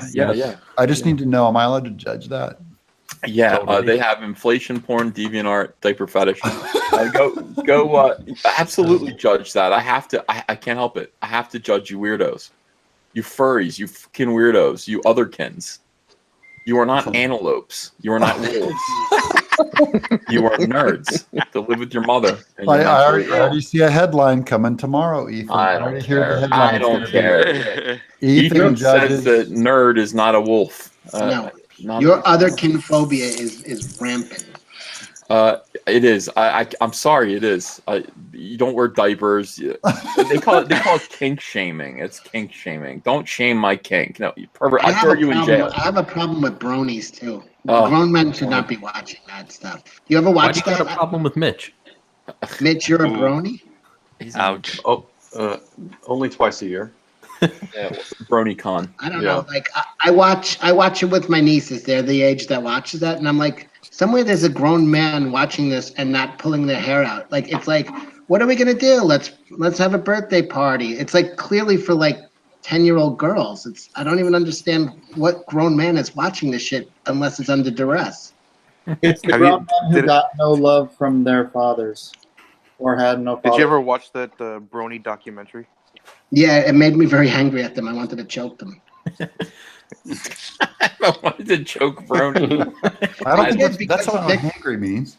Yeah, they're clearly like pedophiles. They're like attracted. The ponies on that show are just little kids. Like they're like, yeah, let's bake a cake. Let's have a birthday party. Like that's every episode. That's an episode. Let's have a birthday party. Like, you're fucking out of your mind. They drive me crazy. I do want to choke them, and I stand by that. You want to choke bronies? I choke bronies. I choke bronies. What would you do if you're choking them and they said harder? There's a T-shirt. Oh god. I think go ahead. I'm sorry. When people are like, "Would you rather your kid, have this problem or that problem, or be a brony?" It's always the other problem. I just think it's incredibly sexist that they call them bronies and there's no like cistonies or cisties. Because women aren't as crazy as these guys. Well, how dare they take the name and dominate it with their patriarchal system? Bronies, see, men, they keep taking over everything. You know what's weird? That's this dude right here. This dude was driving me nuts today. I'll only do a screen share here. I don't do these screen shares very often, but I might as well do one now. Hey, what the hell? Can you guys still hear me? Yes. People are screaming to read their super chats. People are yelling. I'll read them. I'll read them. Okay, hold on. Before I do that, though, this is the thing. This guy here, you see him? Oops. Click on that. This guy right here. His shirt says dope. But it actually says pedo. All right, who is this guy? Is that Conor McGregor? I mean, because it really looks like Conor McGregor. It isn't him, but I mean that's messed up. Like you buy this shirt, and you think it says dope. You're like, dope, I'm dope. But it just says pedo a million times. Oh, he wasn't thinking. He wasn't thinking. He wasn't aware. Or was he thinking? Maybe he was. He's fired from making Marvel movies, as far as I'm concerned. All right, let me read these super chats for people. That's important. All right, let's see. Billy, come here to Comicsgate, says Dragon Han. Look what we've done for EVS, Mitch, Zach, etc. We have the money. Come get it. God bless. Yeah, Johnny Dollar, $2. Thanks for this. He says Skyver Frog, LOL. I've heard that, yeah. Hazard, thanks for $2. Anyone can use Tor to mess with you. What's Tor? Tor's the wrestler in that. Tor Johnson. Tor. Plant 9. Remember the big guy? I'm Tor. Oh yeah. Played by George the Animal Steel. But I don't think that's what he means. You know, anyone can use Tor to mess with you. I think he means the encrypted browser. Oh, Bagel Goose, thanks for $2. Yeah. Cecil, thanks for $2. Nerd Wonder has a penis, confirmed. What? Yeah, I don't know why you would say that. I did not say that. That's not me. That's my favorite person in the whole world, though. Bagel Goose. I know it's you. He was when you were. Did you know that when you and Doug were doing your chat yesterday, I set up super chats on my channel with a silent stream, and people were super chatting your stream on my channel. Yeah, dude, that cracked me up. Yeah, and Cecil made $100 off my channel while I was talking to you. He made $100 off.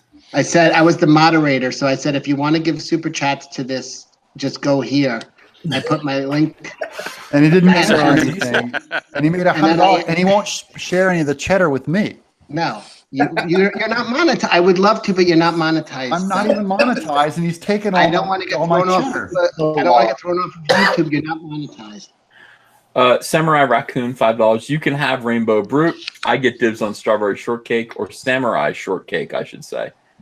Brilliant. Sierra Whiskey, but I'm using Strawberry Shortcake too, just in a different way. Sierra Whiskey, thanks for $1.99. Edwin Boyette, Silver Fox with the golden voice. GRP Poll, Hail Caesar, Centurions and Valkyries. Comicsgate will never be silenced. Lots of love for Edwin the Wise. Code Guy, thanks for $5. Hey, Caps, you guys really turned this movement into something real. Also, I never heard where Edwin came from, DC or Marvel. Neither. He works in construction, actually. He came from Hawaii Construction. Yeah. He's just a fan. Dallas Deadeye, thanks for $5. I went to battle for you on Twitter, Caesar. The SJW Scourge have the same old talking points. Richard Meyer, this, DC, that. I know. Thank you so much for going to battle for me. Harry Bergeron, thanks for $9.99. Comics used to be a national watering hole where we could put aside differences and share political POV without demonizing. Here's what we believe, but now it's if you don't agree, you're evil. Yeah. That's SJWs, guys. I'm telling you, people say, well, what do you mean? You're paranoia about SJW. You are an SJW if you say that. That's because you don't realize you're a fish and the water's wet. You have no idea. Matt Wenger, thanks for $5. Here's a tip from Dragoon Knight Aldrake, Comicsgate's most metalist comic, aldrake.com. Thanks. Michael McLaughlin, thanks for $2. We all depend on the sage advice of Edwin Boyette. Yeah, he's a kind and patient man. He's a good man. Kiranis at $1.99. Rose Tico is going in the trebuchet, Ethan. No, she's not. Not if I can help it. I will appeal. James Dean Company, thanks for $5. To be honest, I prefer Cyberfrog to Green Lantern, and the art is cooler on it too. Bill is an amazing artist, but his opinion is just one opinion, man. That's true. Like that's the best part. That was the best part of the Big Lebowski. That's just like That's just your opinion, man. Yeah. Yeah. No, he stops. He goes, that's just like your opinion, man. Like, yeah, he thought about it. Find a better word. What is that? It's an opinion. Okay, I'm gonna say that. I love that movie. God damn. Yeah. It's a great character. Corrupt, thank you for $5. Yo, nerd sup. Oh, she's gone. Leo the Bum Tickler, $5. I'd ride naked Cecil down a slip and slide. Get on my level, KKK Comics Gators. Yeah, Laser Pants Toy Junk, thanks for $1.99. I subbed to Billy. Thank you, Laser Pants. Bill Stevens, $5. Subscribe to Billy's channel. I gotta support him who shares my name. Yeah. Code Guy, $2. Holofoil pie cover variant for Cyberfrog. When? Soon, I think. Soon. That sounds good. Gojirify, $2. Hey, what'd I miss? A lot. Today was kind of a heavy episode of Comicsgate because of the SJW attack. The SJW swarm. We all got together and talked about that, and made light of it and let each other know, what it was. Leo the Bum Tickler, $5. Speaking of Image, I got the first 3 issues of the Max. What happened to comics? That's a good question, man. Those Max comics were wonderful. Sam Keith was great. Yeah. So, Ethan, do you remember who the bad guy was in Strawberry Shortcake? Are you going to have him in your comic? The Purple Pie Man? The peculiar Purple Pie Man of Porcupine Peak. We got to get some pie in there. Let me think about that. I'm not saying anything. I'm just saying it wouldn't surprise me. The Purple Pie Man didn't show up. Everyone's just going to assume that Ethan is the Purple Pie Man. Purple Pie Man. I'm not saying anything. Ethan, are you thinking about drawing yourself as the Purple Pie Man now? Yeah. Absolutely. Hey, what's the Will Callaghan situation? Does anybody know about that? Not really. I was just looking that up, actually. Yeah, Donald, you tagged me in it, but I have no clue. Yeah, I know what it is. Go ahead, tell me. It's me. Dun dun dun. It's always Mike. Again, Mike. Again. All right, so Will, he had that time. You know Will? You guys know Will? I guess. I've seen him around, but I don't really know him. He's Alpha Dog Studios on Twitter, right? Yeah, but he came out and he just he said, he doesn't want to be associated with Comicsgate. Oh yeah, he came out we're hard. all about controversy and blah blah blah, whatever. And then he wanted me to, help him promote, as a brother in Christ. He wanted me to help him promote his Indiegogo, and I'm like, dude, I'm Comicsgate. I'm like, the association is kind of there. So, and then he put out a thing where he was like, I am, I'm gonna get associated with Comicsgate anyway, so I might as well. And then I'm like, dude, so are you saying you're Comicsgate or not? I don't want to say I'm Comicsgate. I can't hear a thing Mike is saying. Yeah, who's doing the music? All right, sorry, it's me. Shitty flute. So, Will Callaghan said, "I don't want to be associated with Comicsgate," and then he wanted us to push him anyways. And I'm like, dude, if I'm pushing you, you are associating yourself with Comicsgate. That's the way it is. And then he thinks, well, I'm not going to bend the knee to you and Ethan and Mitch and Cecil. What? Yeah, I'm like, everyone has to. He figured out we got to sell our souls. Yes, you are. Everyone does have to bend a knee to Mitch. So. Yeah, when you bent the knee, it wasn't that bad. Bend your knee now. Kneel before us. Kneel. J.J. Abrams bent his knee before Doug. I mean, listen. Listen, there ain't no knee bending here. There's no knee. There's no knee bending, and that's I'm just saying, dude, you're just saying you believe a set of ideals. And you don't want freaking propaganda shoved down your throat in your entertainment. And it's like, it's not like you're swearing a blood oath to something. Let me just point something out. Will Callaghan, I did a little reading about you when you were thrown out of your job for expressing controversial opinions about the LGBTQ community.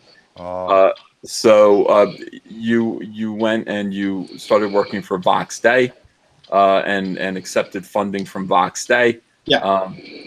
You are not somebody who should be saying, "Hey, people are seeking out controversy," my friend. Yeah. We are not seeking out controversy at all, Will.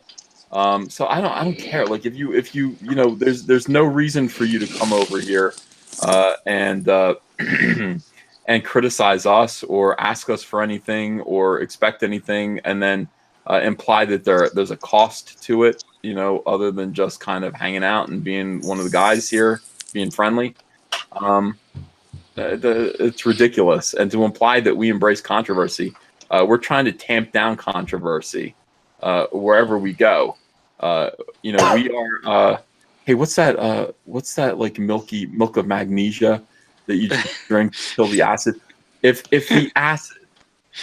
acid reflux is controversy, we are milk of magnesia. We do not want controversy. That's not what we're looking for. Everybody projects their own silliness onto us. Well, and in the meantime, that's kind of weird because Vox Day is seen as like a very far right guy. At least that's my understanding, and we would be to the left of him. Absolutely. Yeah. Absolutely. So, what is that dude afraid of? I'm friends with Vox Day, and I don't agree with him on all kinds of stuff. And I was going to publish something with him. I decided not to.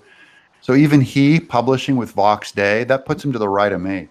To the right, and also seeking controversy, or at least embracing controversy. Yeah. And we don't care. I mean, if that's what you want to do, that's fine. Like, we're not going to judge you. I mean, you come over here, you want to sell comics, that's cool.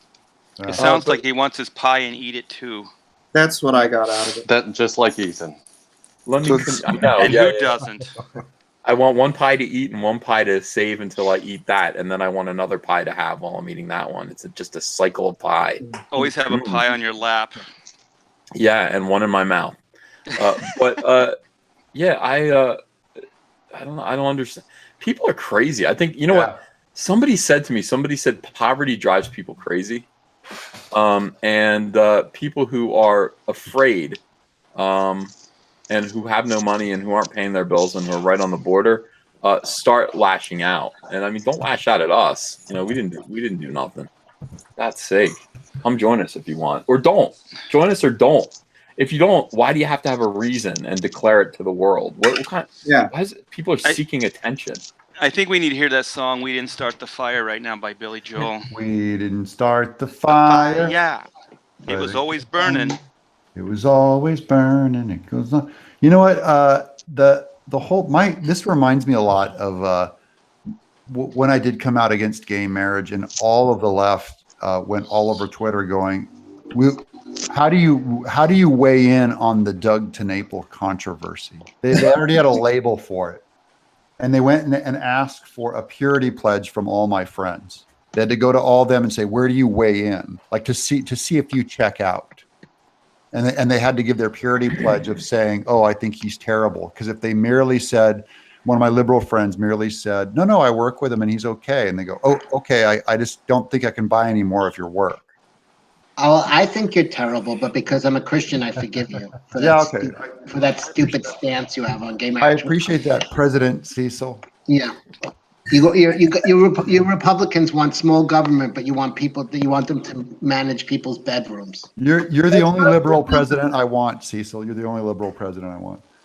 We don't get into this conversation. I forgive you because I have to.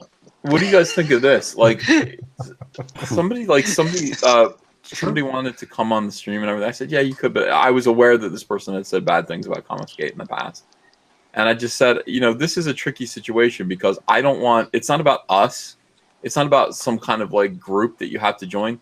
What it is I can't have you on here and sponsor you if you think that the people, like, this is a hate group, like because you're asking for money from people, you're asking for support from them. And then if you're going to badmouth them later, or if you have badmouthed them in the past, like that's the only thing. It's like, it's not about gatekeeping or kneeling, or is it? I you know, it's like I kind of have to protect the backers. Yeah, the audience.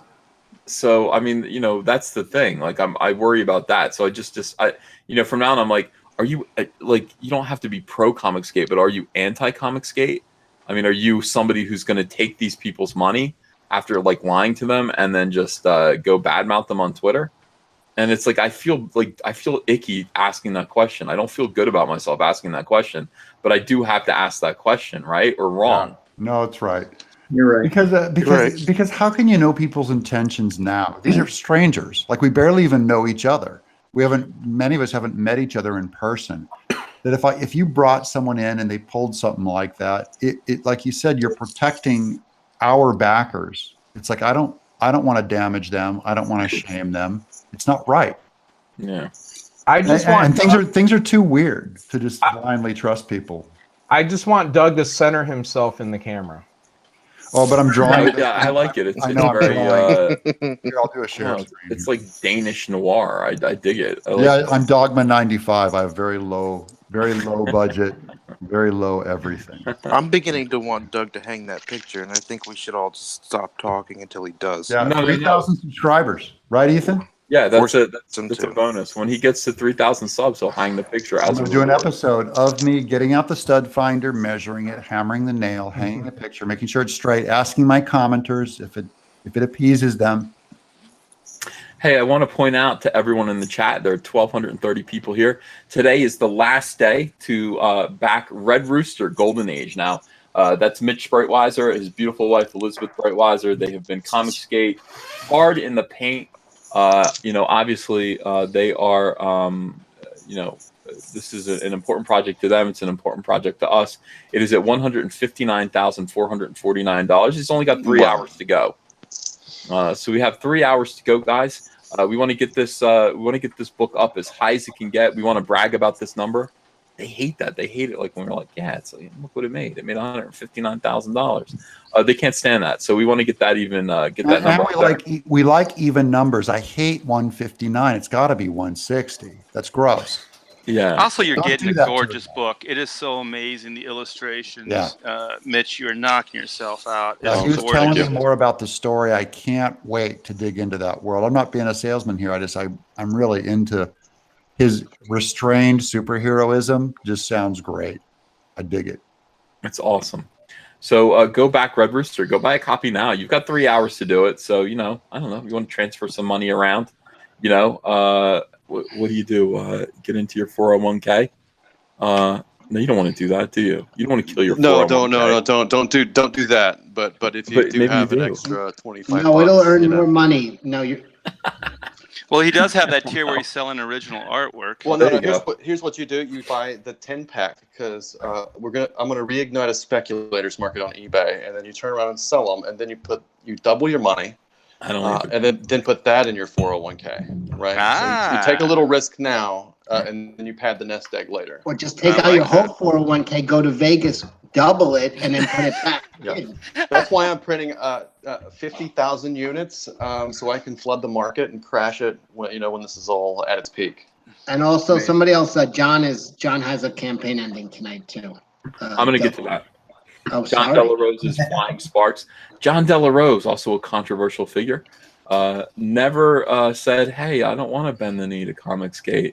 Those guys only want controversy. I don't want to." Thus, John Delarose's Flying Sparks comic right now. It's in its last 3 hours of funding. Last 3 hours. It's the link. By the way, the links are in the description for all these comics.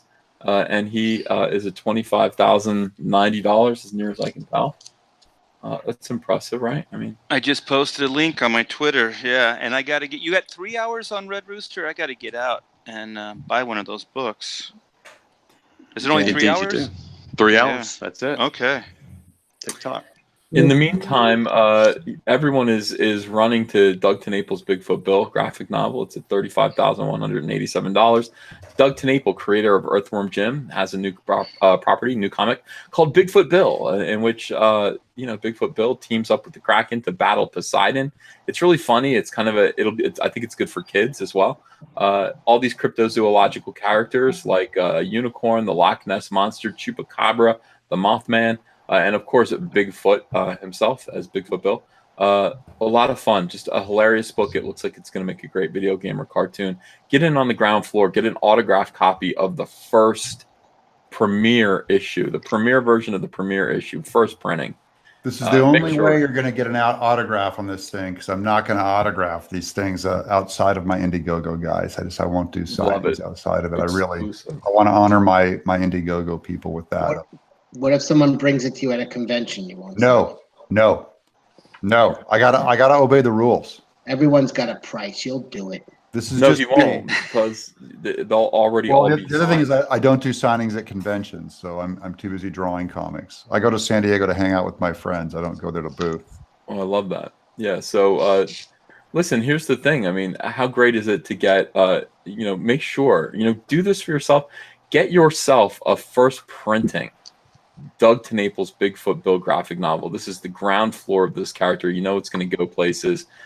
This is your chance to get one and get it autographed and get this exclusive thing. So I think it's going to have a trading card eventually. We'll get a trading card. I'm going to start doing stretches, I think, this week, and I'm going to announce them all. I got a page extension. I've got some trading cards in mind. And how long is your sketchbook, Ashcan, Ethan? It's going to be about 20 pages. How many for the rest of you guys? Anyone getting up in the 32 range? I'm probably going to keep mine around 20 Yeah, I'm not doing Ashcan. 24 pages? Maybe 24, like a comic book size. Yeah, because I might expand mine on a stretch to 32. I got to look at the numbers on it, but Well, I just want to follow up and say I'm excited about Bigfoot Bill. I think it's going to be huge. I think it's going to be. This is what I say. I say when I think about Bigfoot Bill in maybe less than 5 years, almost maybe like 2. I see it being an extraordinarily popular kids cartoon show. And little boys and girls running around saying, I'm Bigfoot Bill, and everything is low carb. So low carb. I see it. Low carb. I hear you. I'm happy you caught the vision, my brother, and I'm flattered that for such a young kid, you're pretty dang good at creating stuff. So I'm thrilled that you said that. And with that, Red Rooster passed his $160,000. $124. We are in another bracket here, ladies and gentlemen. This is out of the ballpark. Talking about Bigfoot Bill and someone else's book sold. Keep talking about Bigfoot Bill. But dude, that's how Comicsgate works. Comicsgate, guys, works by spreading the cheddar around. It can't work by hoarding it all to yourself. If you hoard it all to yourself, it ain't going to work. So I like the idea. Ethan. No, I'm talking to you, Richard. No, the idea of spreading around and helping each other. This is one of the few communities where the fellow creators help each other out. I can't think of this kind of giving it away stuff compared to the usual competition that happens. And we're in competition with each other too. But I'm just saying that overall, there's a lot more help, and I kind of like that spirit a lot more. I feel like I've gotten a ton of help from my fellow creators, and I want to pay them back. I want to help them back. I want to pay him back too, if you know what I mean. It's payback. Yeah, Todd DeWolf, thanks for $2. Artists, writers, and more to come. Ice Wallow. Sorry, I'm not going to read your whole. Ice Wallow. And then come. 99-cent donation. Thank you so much. Custom Songmaker. Thanks for $5. We funded $58,000 for Will Callaghan, and now he's making another comic and quit ours. He's keeping the money from Vox Day. He says he'll never be Comicsgate. That's sad. We don't care. Coronas, thanks for $1.99. My subs are growing like an SJW at a buffet, or me at a pie banquet. Johnny Dollar, thanks for $5. EVS is literally Jim Jones. Let's line up for the flavor aid. Could somebody get me a pair of sunglasses like Jim Jones wore? That would be okay with me. Jim Jones, by the way, a Democrat with a communist dream. Didn't work out so well, did it? Jesse N, thanks for $2. I got my Red Rooster High Nerd Wonder. Go Jurify, $2. EVS Motorboats Pies. Oh my god, I always see this pie contest, and I'm like, no, I would just take my time. I would, Motorboat. Yeah, I wouldn't put my face in it. I'd just be like, all right, just line them up. I'll knock them down. Ethan, can you talk about where I know that you're doing super chats, and after you're done with that, can you talk about the future of some comics from our buddies that are going to be coming out? Not naming names, but how many? Because people say like they're swamped with how many they have to buy, and I'm going like, I think the numbers are going to grow on the amount of releases they're going to see over the next year. Yeah. Well, I mean, yeah, we can talk about that. I don't know how many. I'm not sure. You know, I look at it like this is in waves, and we're in wave 1 right now. I consider Rainbow Brute to be the leader of wave 2. And at that point in October, you know, Rainbow Brute is going to get launched, and a bunch of other comics will get launched as well. Black and White. Black and White. Brutus. Cash Grab. Cash Grab. What else? Secret Project. Billy Tucci's project is getting launched in October. Billy Tucci. Yeah. So this is wave 1. People don't have to back all of them, obviously. We are putting out a line of comics. We want you to back the ones that you are able to back and want to back. And by the way, if you don't like it, don't back it. I mean, that's part of Comicsgate. If you look at it and go, that's not for me, don't back it. Oh, Futurist is coming out too. Futurist, Godsword, bunch of stuff. Wait, but, I mean, is Godsword Futurist, or is that? No, Futurist. No, that's mine. Godsword's mine. Oh, that sounds cool. Futurist is the second Brightweiser project, but without Brightweiser drawing it, as far as I know. Right, right. But yeah, Godsword, I like that. I like that title. Yeah, that's pretty awesome. I'm probably also going to be doing. I have a book, Six Gun Samurai, it's already in the can. It was published before. I'm probably going to be doing a trade paperback Indiegogo for it. That's a great title too. Mm-hmm. That's sometimes it's the title that creates the story, and that's what Six Gun Samurai came into my head. I'm like, and then I just created the whole tale from the title because it was so cool. That's great. Hey Mike, is Six Gun Samurai? Is that the one that you had a movie deal or a tentative movie deal for? No, that was Deal with the Devil. Oh, okay. Maybe I'll do that someday too, but I don't want to do everything at once. It's a little. Denimam in the chat calls me out. He says, "quote If you don't like it, don't back it." Oh no, he went SJW.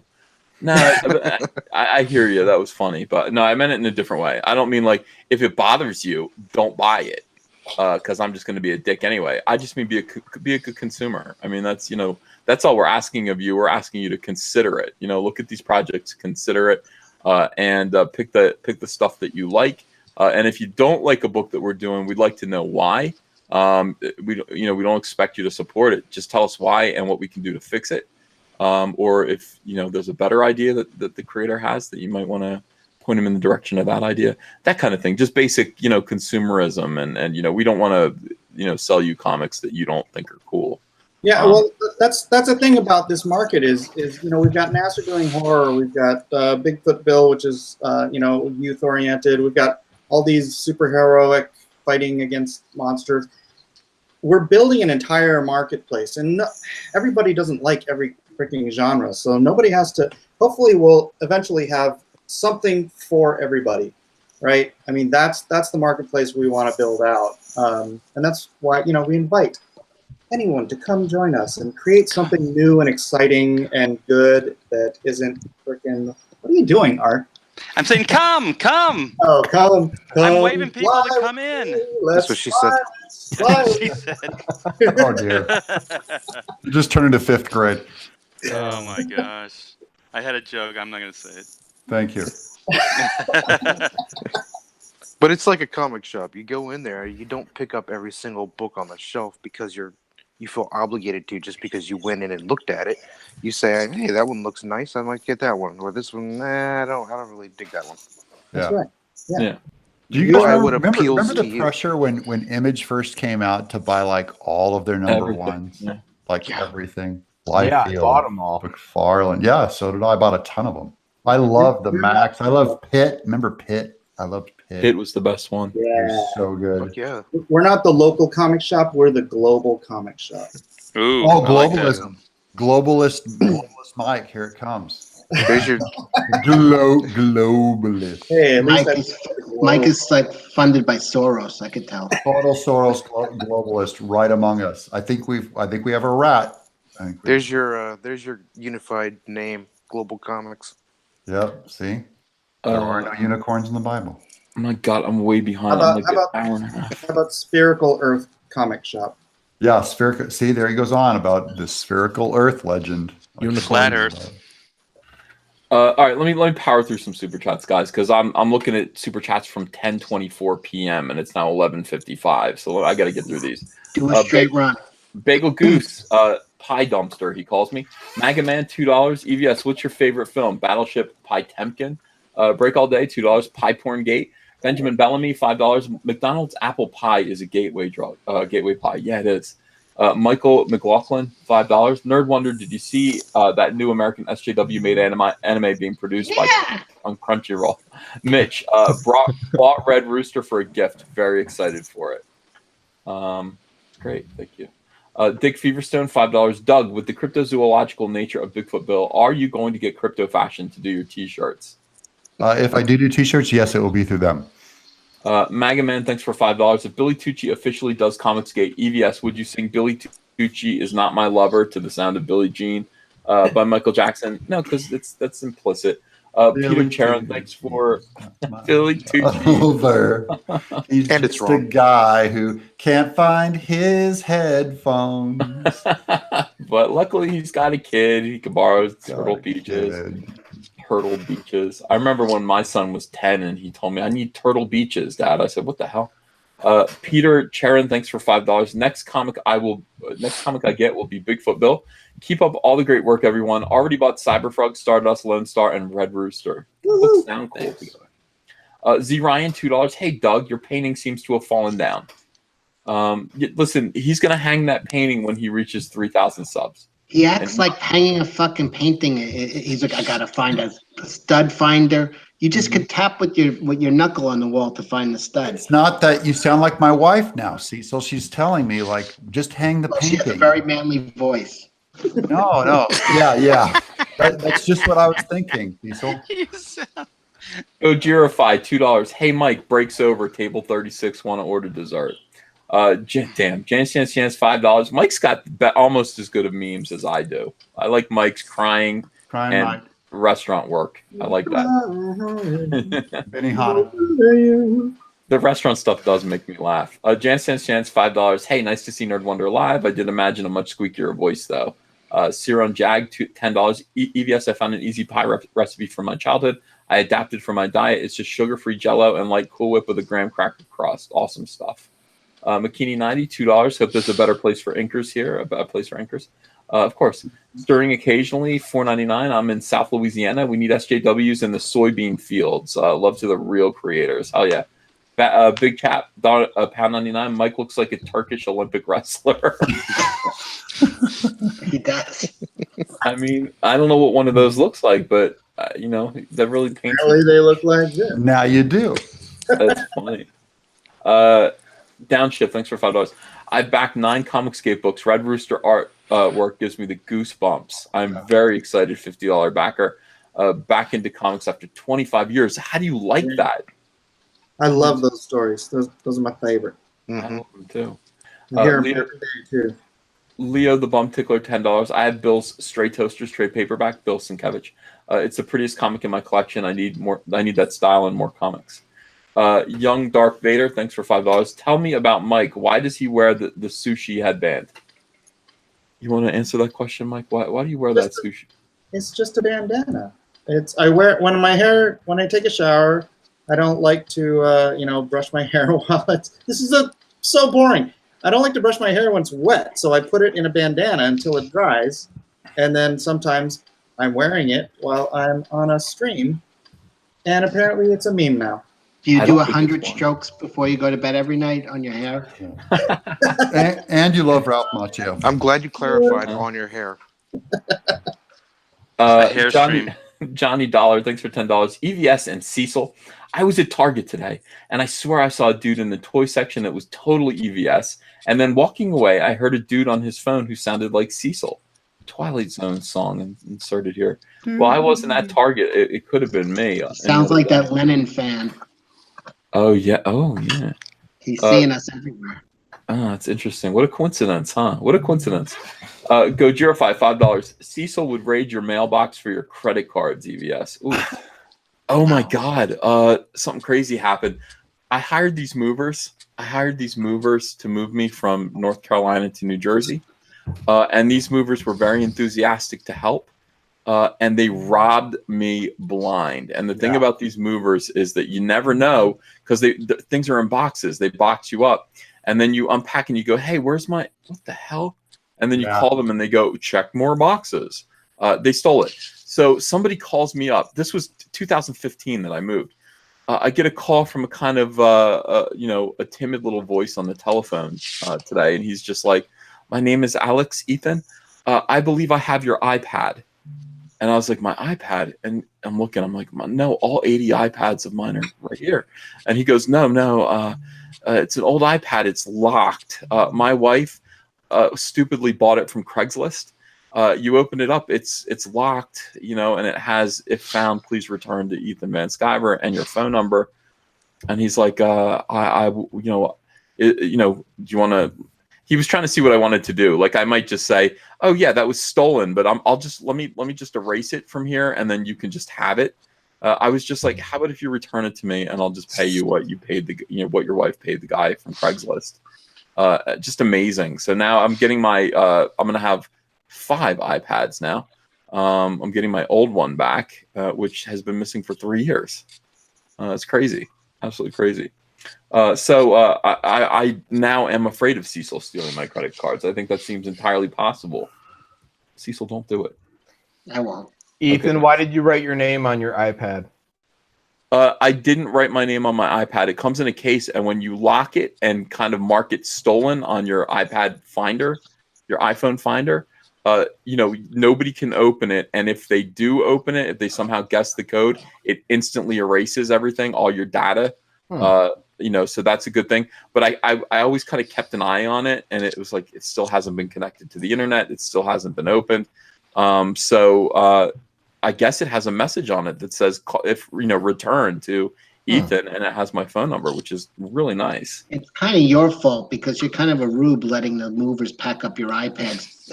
Everybody puts the expensive stuff into one box, and then they put that in their car. No. That was one of the things they stole, but they stole it off my desk when we got to New Jersey. I had that iPad on my desk as I was assembling my office, went downstairs, came back up, and didn't notice it was missing, in the flux of just movement until they'd already gone. And I called them, and the guy's like, we would never do that. My fellas would never steal. I'm like, oh, yes, they would. And they stole Hunter's Xbox One, stole a bunch of stuff. And it was pretty, just be aware of these guys, man. It's pretty terrible. But at least I'm getting this iPad back. We had a crackhead mover. They found one of my old credit cards that I hadn't cut up. And so after the movers moved us out here, suddenly all these charges come up to Walmart. They did a video scan, and it was one of the movers. Found an old credit card I didn't keep track of.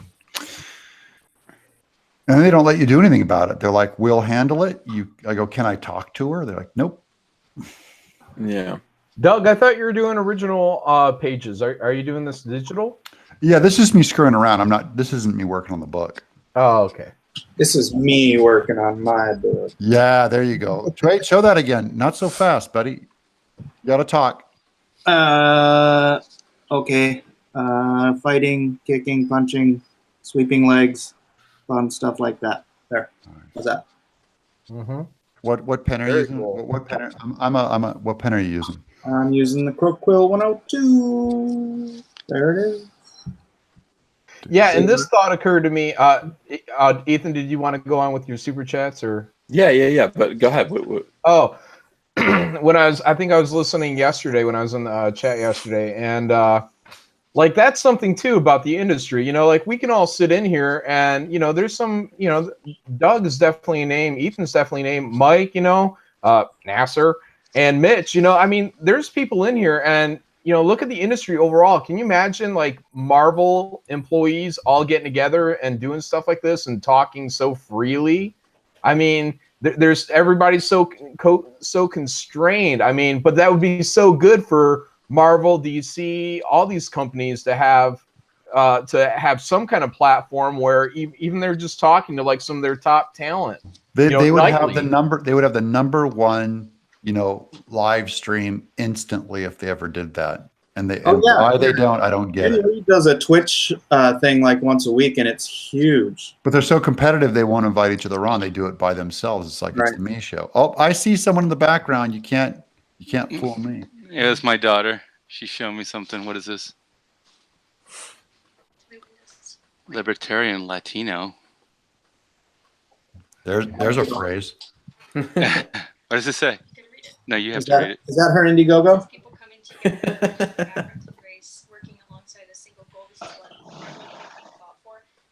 Mandy. Oh, okay. Hey, Mike just said Mandy, so just say hi, Mike. Hey, Mike. She still has your poster on the wall, Mike. Of course I do. I love So, okay, come over here and say hi. Just wave to everybody. There you Oh, by are. the way, the hi. Hey. Get out of here. Get out of here. Sorry about that. Life happens. I love the families. I like families. Yeah, the family stuff's cool. All right. Hey, so I was just watching the replay because I can't, I just saw that happen just now. She just waved hi. Yes. All My Sons Moving in Storage, Charlotte, North Carolina. All My Sons Moving in Storage. I'm looking, their rating is 4.5 stars. They have to be scrubbing their reviews because these guys do this all the time. They just jack people and then just go, what are you talking about? And what are you going to do? How do you prove it? How do you prove these guys stole something? Well, keep checking. Maybe I saw it in one of the boxes. Dicks. And they're called All My Sons Moving in Storage. Never use them. Let's see. Can I be the test launch subject for the trebuchet? I do anything to escape the SJWs. Everything I love is dying, says the fog creature. No, absolutely not. Suffer with the rest of us. Ben Kelly, thanks for $1.99. This really is like an 80s family movie come true. Grom, $2. Zach accused me of being a false flagger. Grom. Grom is the guy who did the initial tweet about Darwin Cook's widow. Or Darwin being Comicsgate. Grom is. So Grom's a real person. Is he? Do we know that though? Because I didn't know Grom, and he was on my comment section saying Doug likes little kids. Oh, just going, hey Grom. I mean, I'm having a hard time. When I saw you on that, I go, oh, that makes sense. He's a troll or a poster. I mean, and he made us have a well-developed sense of humor that I don't appreciate. The kids' jokes we don't like that too much, do we? Not really. James Gunn does. Yeah, he does. James Gunn does. But other than that, I don't know. I don't know that he's a real person. He says he's a real person. So okay, we'll take his word for it for now. Yeah, for now. We might change our mind. Okay, thank you, Grum. Jesus A. Sabalas Jr., one of my favorite guys. $5. Why do you say Jesus instead of Jesus? His name is Jesus. Like I know him personally. I met him at a few conventions. Why do you have a problem with his name being Jesus, Cecil? It just is. It's very odd. Usually it's a Jesus. What's so odd about it? Yeah, you guys should fight about it. Step outside. Puerto Rico, Cecil. What's that? How do you say Puerto Rico? Puerto Rico. Why don't you say it Puerto Rico? Because I'm not stupid.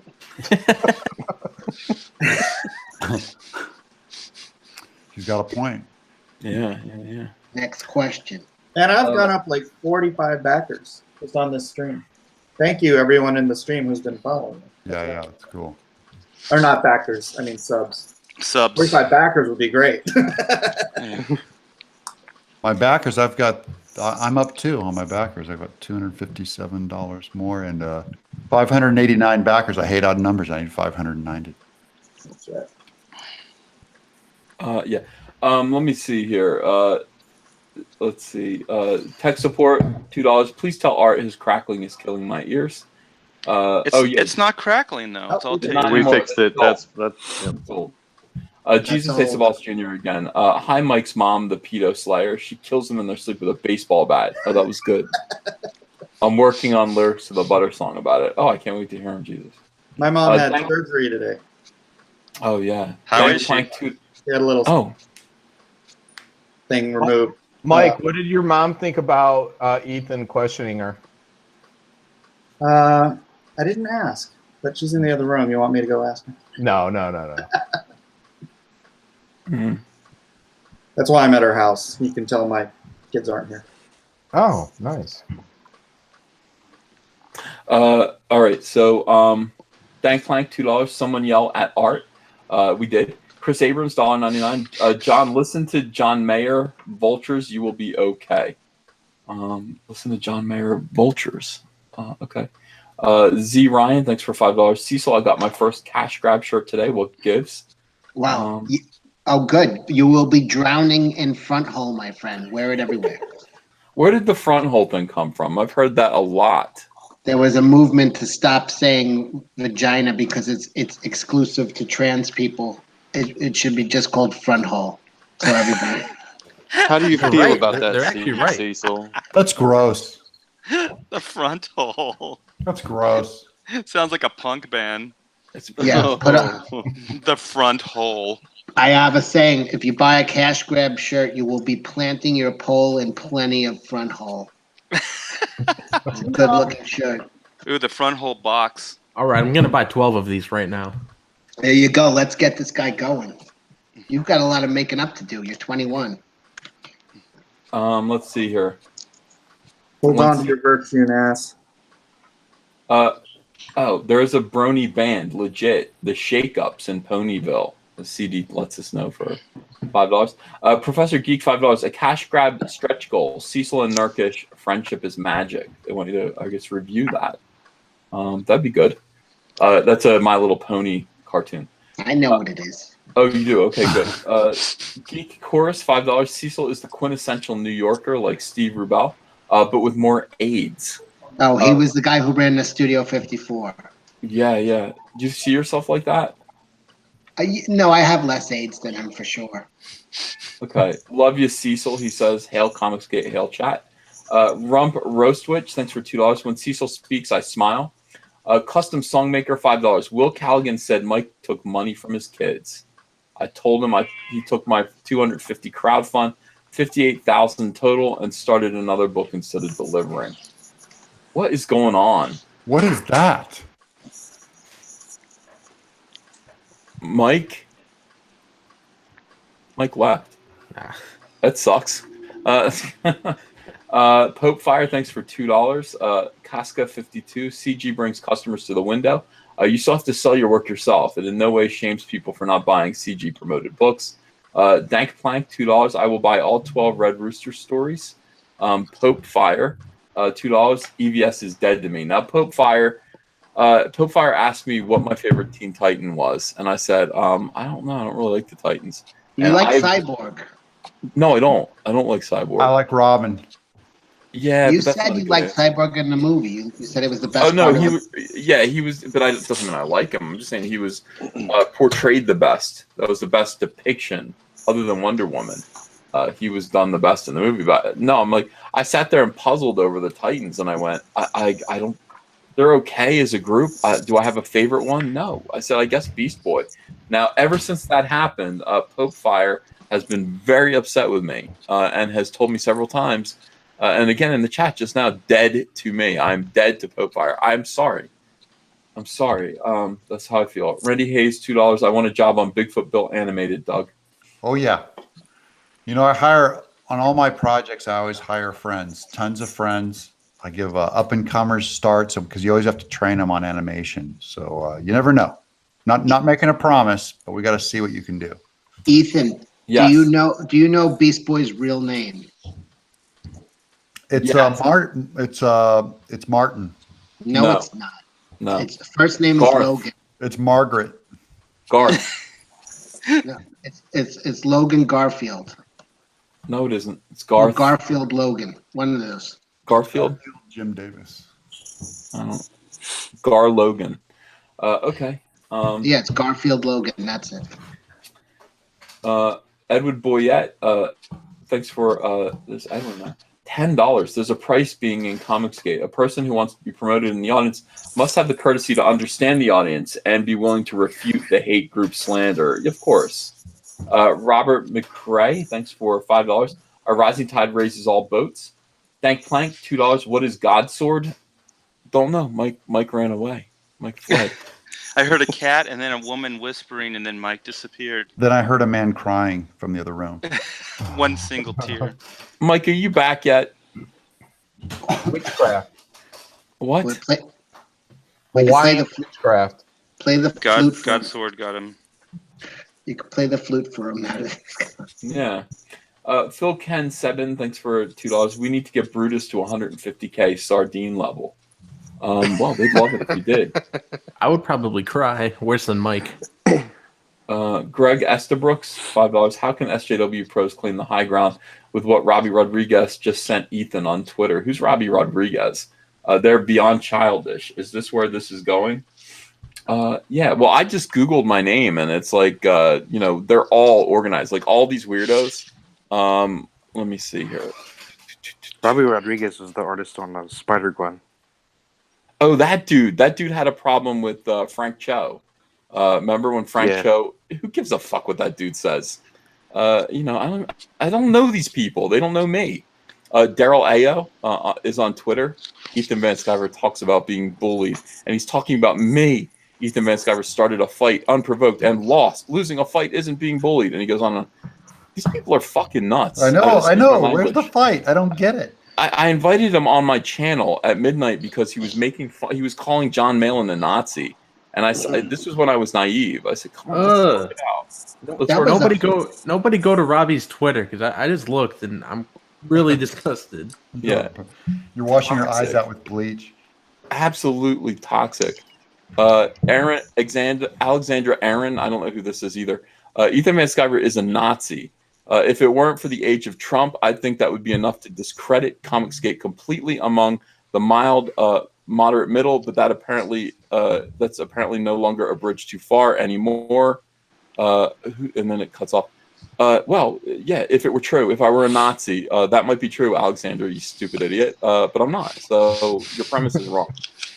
Henry, let me see here. Henry Gilbert, isn't it weird that alt-right artist Ethan Van Sciver was employed at DC? What is going on? Is everybody okay? Microphone. Oh, that was me, probably. Sorry. Oh, it's okay. Knock it off. These people are all crazy. Mike's back. Thrown in. Whatever. Knock it off. Meow. Ethan Van Sciver proudly boasts his MAGA allegiances and support. Of course I do. Yeah. What do you want from me? Doesn't make any sense. Shocking. It's ridiculous. Shocking. I'm with her. Yeah, I know. It sounds so silly coming out of your mouth, Ethan. It's so sad. It's like yeah, he's a Nazi. That isn't that enough?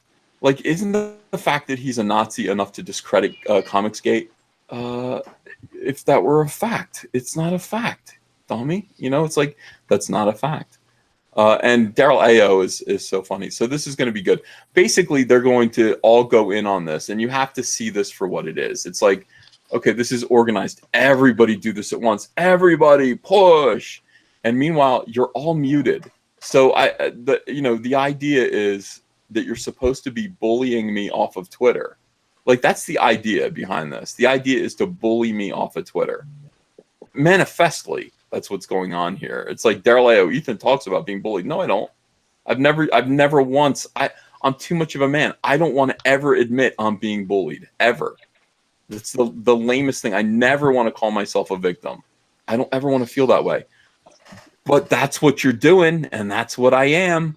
Sorry, dickheads. You are behaving this way, and all of this is bullying. All of this is an attempt to get me off of Twitter, and you're all muted. So talk to the walls. Continue to talk to the walls. I don't hear you. My feelings, my fragile, tender feelings aren't being heard.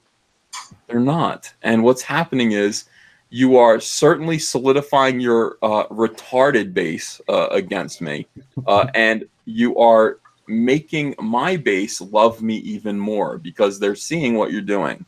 You're not swaying people by acting more and more crazy. You're making me money in the long term. You're winning me subscribers. You're winning me followers. We haven't learned a lesson. We haven't yet learned a lesson over there at SJW Central. Watch this. Watch Red Rooster. Watch the end result of all of this. These people, they literally, we've monetized them. $160,800, $600 in just the past few minutes. Red Rooster has raised. These people are barnyard animals hooked up to plows. We literally have them working for us, putting their negative energy to use. So continue. Does anybody disagree? I don't care. That was a good Animal Farm reference, though. The barnyard animals. I kept thinking of Animal Farm. Thank you. Yeah. They are doing a lot of the heavy lifting. They're screaming. Well, Nasser actually pointed his video is really good today. I've been thinking about it. He was saying, the more these people scream about how horrible we are, the more they check out our videos and they're like, they're not so horrible, and they become fans. Yeah, I was just thinking, Cecil, I need some negative press on Bigfoot Bill because I need some money. I'm going like, I can't get just start talking about gay marriage. You'll get plenty of it. I can't get a decent hit piece done on me anymore. Back in the old days, I got all kinds of hit piece and got all kinds of free support. Now I can't get a decent hit piece on me. I'll try to write something up for the Huffington Post on you by tomorrow. Thank you, my brother. Thank you. Go talk to your people. Go talk to your I'm with her people. You can speak their language. I'm with her. Good stuff. All right, so let's see here. What else is going on? I'm all right. $53 away from $77,000. Really? Yeah. Hey, Mike's back. Wow. That's terrific. Did you even notice I was gone? No, we did notice because we had a question for you. There was an accusation made against you. Someone said, Mike Miller, can I give you $250,000 for your post? But you have to answer in 10 seconds. And you were gone. And you were gone. Was this person from like Dubai or something? Yeah. Saudi Arabia. You want to custom song maker says Will Callaghan said Mike took money from his kids. I told him he took my $250 crowdfund, $58,000 total, and started another book instead of delivering. So, wow. That's Will Callaghan's out there, man, wilding. Yeah, he's being unreasonable. That's all I'm going to say about that. Zebulon Pike, $1.99. Ever watch Six String Samurai? Post-apocalyptic Vegas. I love that movie. Yeah. Bagel Goose, thanks for $5 again, Cecil. Cecil Praetorian 0008 says thank you for the hello on his video. Oh, sure. I said hello to somebody on a video today. Oh, I like that guy, Praetorian 0008. I watched his video. It was really good. He was in the cockpit of an airplane talking about Comicsgate. He was awesome. Yeah, I saw most of that. Gibbons 1138, $2. Just so you know, I know nothing about. Just so you know, I working on art work too. I am working on. Okay, good. Darth Bobcat, $2. Charles Darwin would be Comicsgate. Strong survive. I don't know if that's what Comicsgate is, but I'm sure he would because he had a lot of good ideas about superheroes. Christopher Smith, $5. My family about Uberman. Well, the X-Men came out of the whole Darwinian theory of adapting to survive and the next genetic evolution. And yeah, Darwin is definitely eugenics. Hitler came out of that too. Well, Anyways, Christopher Smith, thanks for $5. Ethan, my family and I watched the portfolio review and loved it. Wife and son are artist types. My wife spotted the perspective issues too. Oh, neat. Glad you enjoyed that. Jesse N, am I muted? I promise to stop sending you pie porn. No, you're not muted. Rump Roastwitch, thanks for $5. You guys are a breath of fresh air, and I have awakened my lost love of comics. I will be backing Bigfoot Bill on payday tomorrow. Thank you. my people. Yes. Thank you. That's cool. Right, let's check in. I won't let you down, man. I won't let you down. Man, I'm so proud. I'm so proud of everyone here. Everyone's doing great stuff. Lone Star, Heart of the Hero, $76,947. Wow. We are going to hit that 77. It's going to happen. John Delarose, who is not with us. I don't mean he's dead. I just mean that he's not in the chat. $26,344 for Flying Sparks. Red Rooster is going to hit 161. I know it. Let's say It's at 160. Yeah, it sure is 160,980 right now. So it's there. Yeah, we're gonna get to, and we've got 3 hours left, man. I mean, there's a good possibility that. Well, I don't want to make any predictions, but yeah, good stuff is I gonna hear happen. you. I know what you're saying. Yeah, you know where I think it's gonna go. I know where it's going. Wait, what one? Red Rooster? Red Rooster. Yeah, I don't want to spoil it though. Oh, He's wait. got 3 hours, and it's time to dogpile in because they're going to miss Right. out if they don't get it. Right. This is when it all starts to happen right now. So I'm looking at Magic Stealing time. Solo. Stealing Solo was at 9660. Okay, so now it's at 9756. What's Stealing Solo? It's a story, a comic book by my friend Jeff Hicks, World Class I know Bullshitters. Jeff. Oh, cool. Yeah, he's doing a comic book, and the story is, hey, we've kidnapped Harrison Ford, and we're keeping him in the basement, and we're forcing him to reenact Star Wars scenes. And it looks great. I mean, it looks really, really good. Let's see how Bigfoot Bill is doing. Yeah, we sold a few copies of Bigfoot Bill, $35,292. So Thank you all. I got 590 backers. I need 10 more to make it at even 600. So don't make me leaving out there, hanging out there. Outstanding. 10 backers. Ethan, I once ruined Harrison Ford's day, but I think I told you that story. Is that true? How did? Yeah, because I was in the middle of like the Sheep's Meadow in Central Park. I was young in my 20s, like early 20s, and was on a blanket, and I saw him from far away. It was during the summer. It was hundreds and hundreds of blankets of people on the Sheep's Meadow, and he was walking with his head down, and he was making it. He made it more than halfway before anybody recognized him. And then when he came up to me, I said, Dr. Jones, no time for love, Dr. Jones. And then everybody looked up and just mobbed him. And then as he was getting mobbed, he looked over at me and gave me the dirtiest look. He said, no. You changed your hair. That's awesome. Was that in his fugitive days? How many times have I told that story? Somebody said, oh, not that story again. I think that's the second time in 6 months. Holy shit. We're home. Yeah, he was like, fuck this guy. Because he was halfway home, but I blew up his spot. Yeah. I'm retweeting a picture of me as Caesar again. I don't know why Ro Kabir won't come in here anymore. Ro Kabir, are you in the chat right now, or what are you doing? I didn't see him in the chat. I miss that guy. I like him. Yeah, me too. I know he's got his own thing. He's the reason I've applied for a handgun permit. Yeah. He told me he had a dream that he took me to the movies and we held hands and watched the movie. And the movie was about a snake crawling through. I didn't. He's a compassionate man. A front hole or whatever it was. Yeah.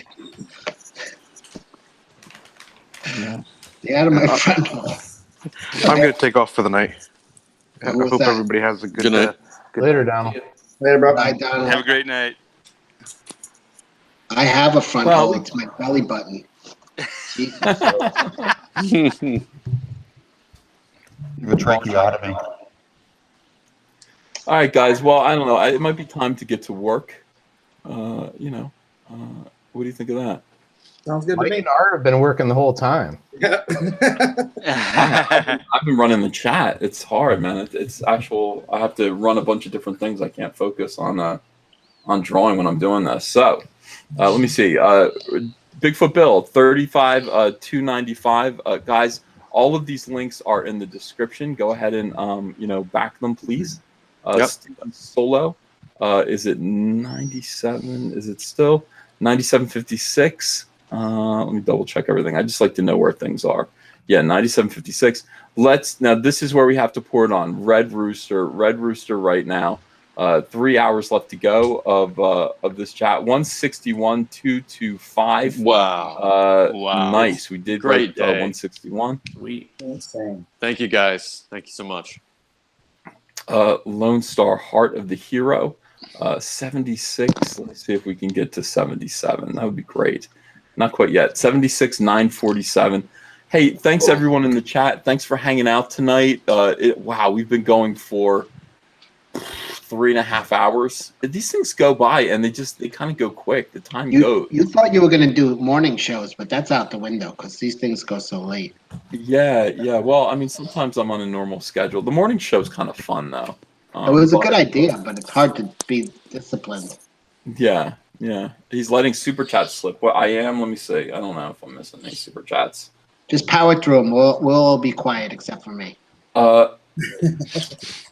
there are only a few more, I think. All right, Liam Gray, thanks for $2. I've been paying my team, but I will be getting BB. So, Bigfoot Bill, I guess. Sierra, yeah, my people, thank you. Yes, $1.99. Mike, what's this God's Knife book I've heard about? God's Knife. It's God's Sword. It's about a young lady, daughter of an archaeologist and an Ethiopian princess who finds the flaming sword that guarded the Garden of Eden, and hijinks ensue. Yeah, Rhaegar Targaryen, thanks for $4.99. The X-Men fought the philosophy of Darwin. Check the villain Apocalypse, a mutant supremacist, Mr. Sinister, a eugenicist, and Magneto, an ethnostatist. Oh, yeah, okay. Zebulon Pike, thanks for $1.99. Love you all, back to you all, never give up. Good night. We never will. That's not what we do around here. This is Comicsgate Live. I am Ethan Van Sciver. I was so happy to be joined tonight by so many people. We've got Cecil, Mike S. Miller, we got John Malin, we got Nasser, we got Mitch, and we got Art T. Bear, and who am I missing here? Doug Naples, Doug's there. Yeah, there was a weird picture up there on the screen. Doug Naples still here. Thank you guys so much for everything. Thanks for joining us. Thanks for supporting these comics. And we will see you again tomorrow, won't we, guys? Good night, everyone. Yes. God bless you. Thank you. Good night. On the Aloha Hour. And sub to me, please. Oh, Edwin, you forgot to thank Edwin. And Edwin, well, there are a lot of people that left, but people that are still here. Wait, Mike, you're doing a show in a little while? Yeah, you want to come on? No, but I'm just saying, promote it. There's people Go up. to Aloha Hour. Yeah, Aloha Hour on Blacklist Universe. Probably starting a little bit. I got to talk to Edwin first and come up with a catchy topic. I didn't mean to say no so quick, but I'm exhausted. I just drank a bucket. Say hi to Edwin and those berry pies. All right, good night, everybody. Bye-bye. Good night.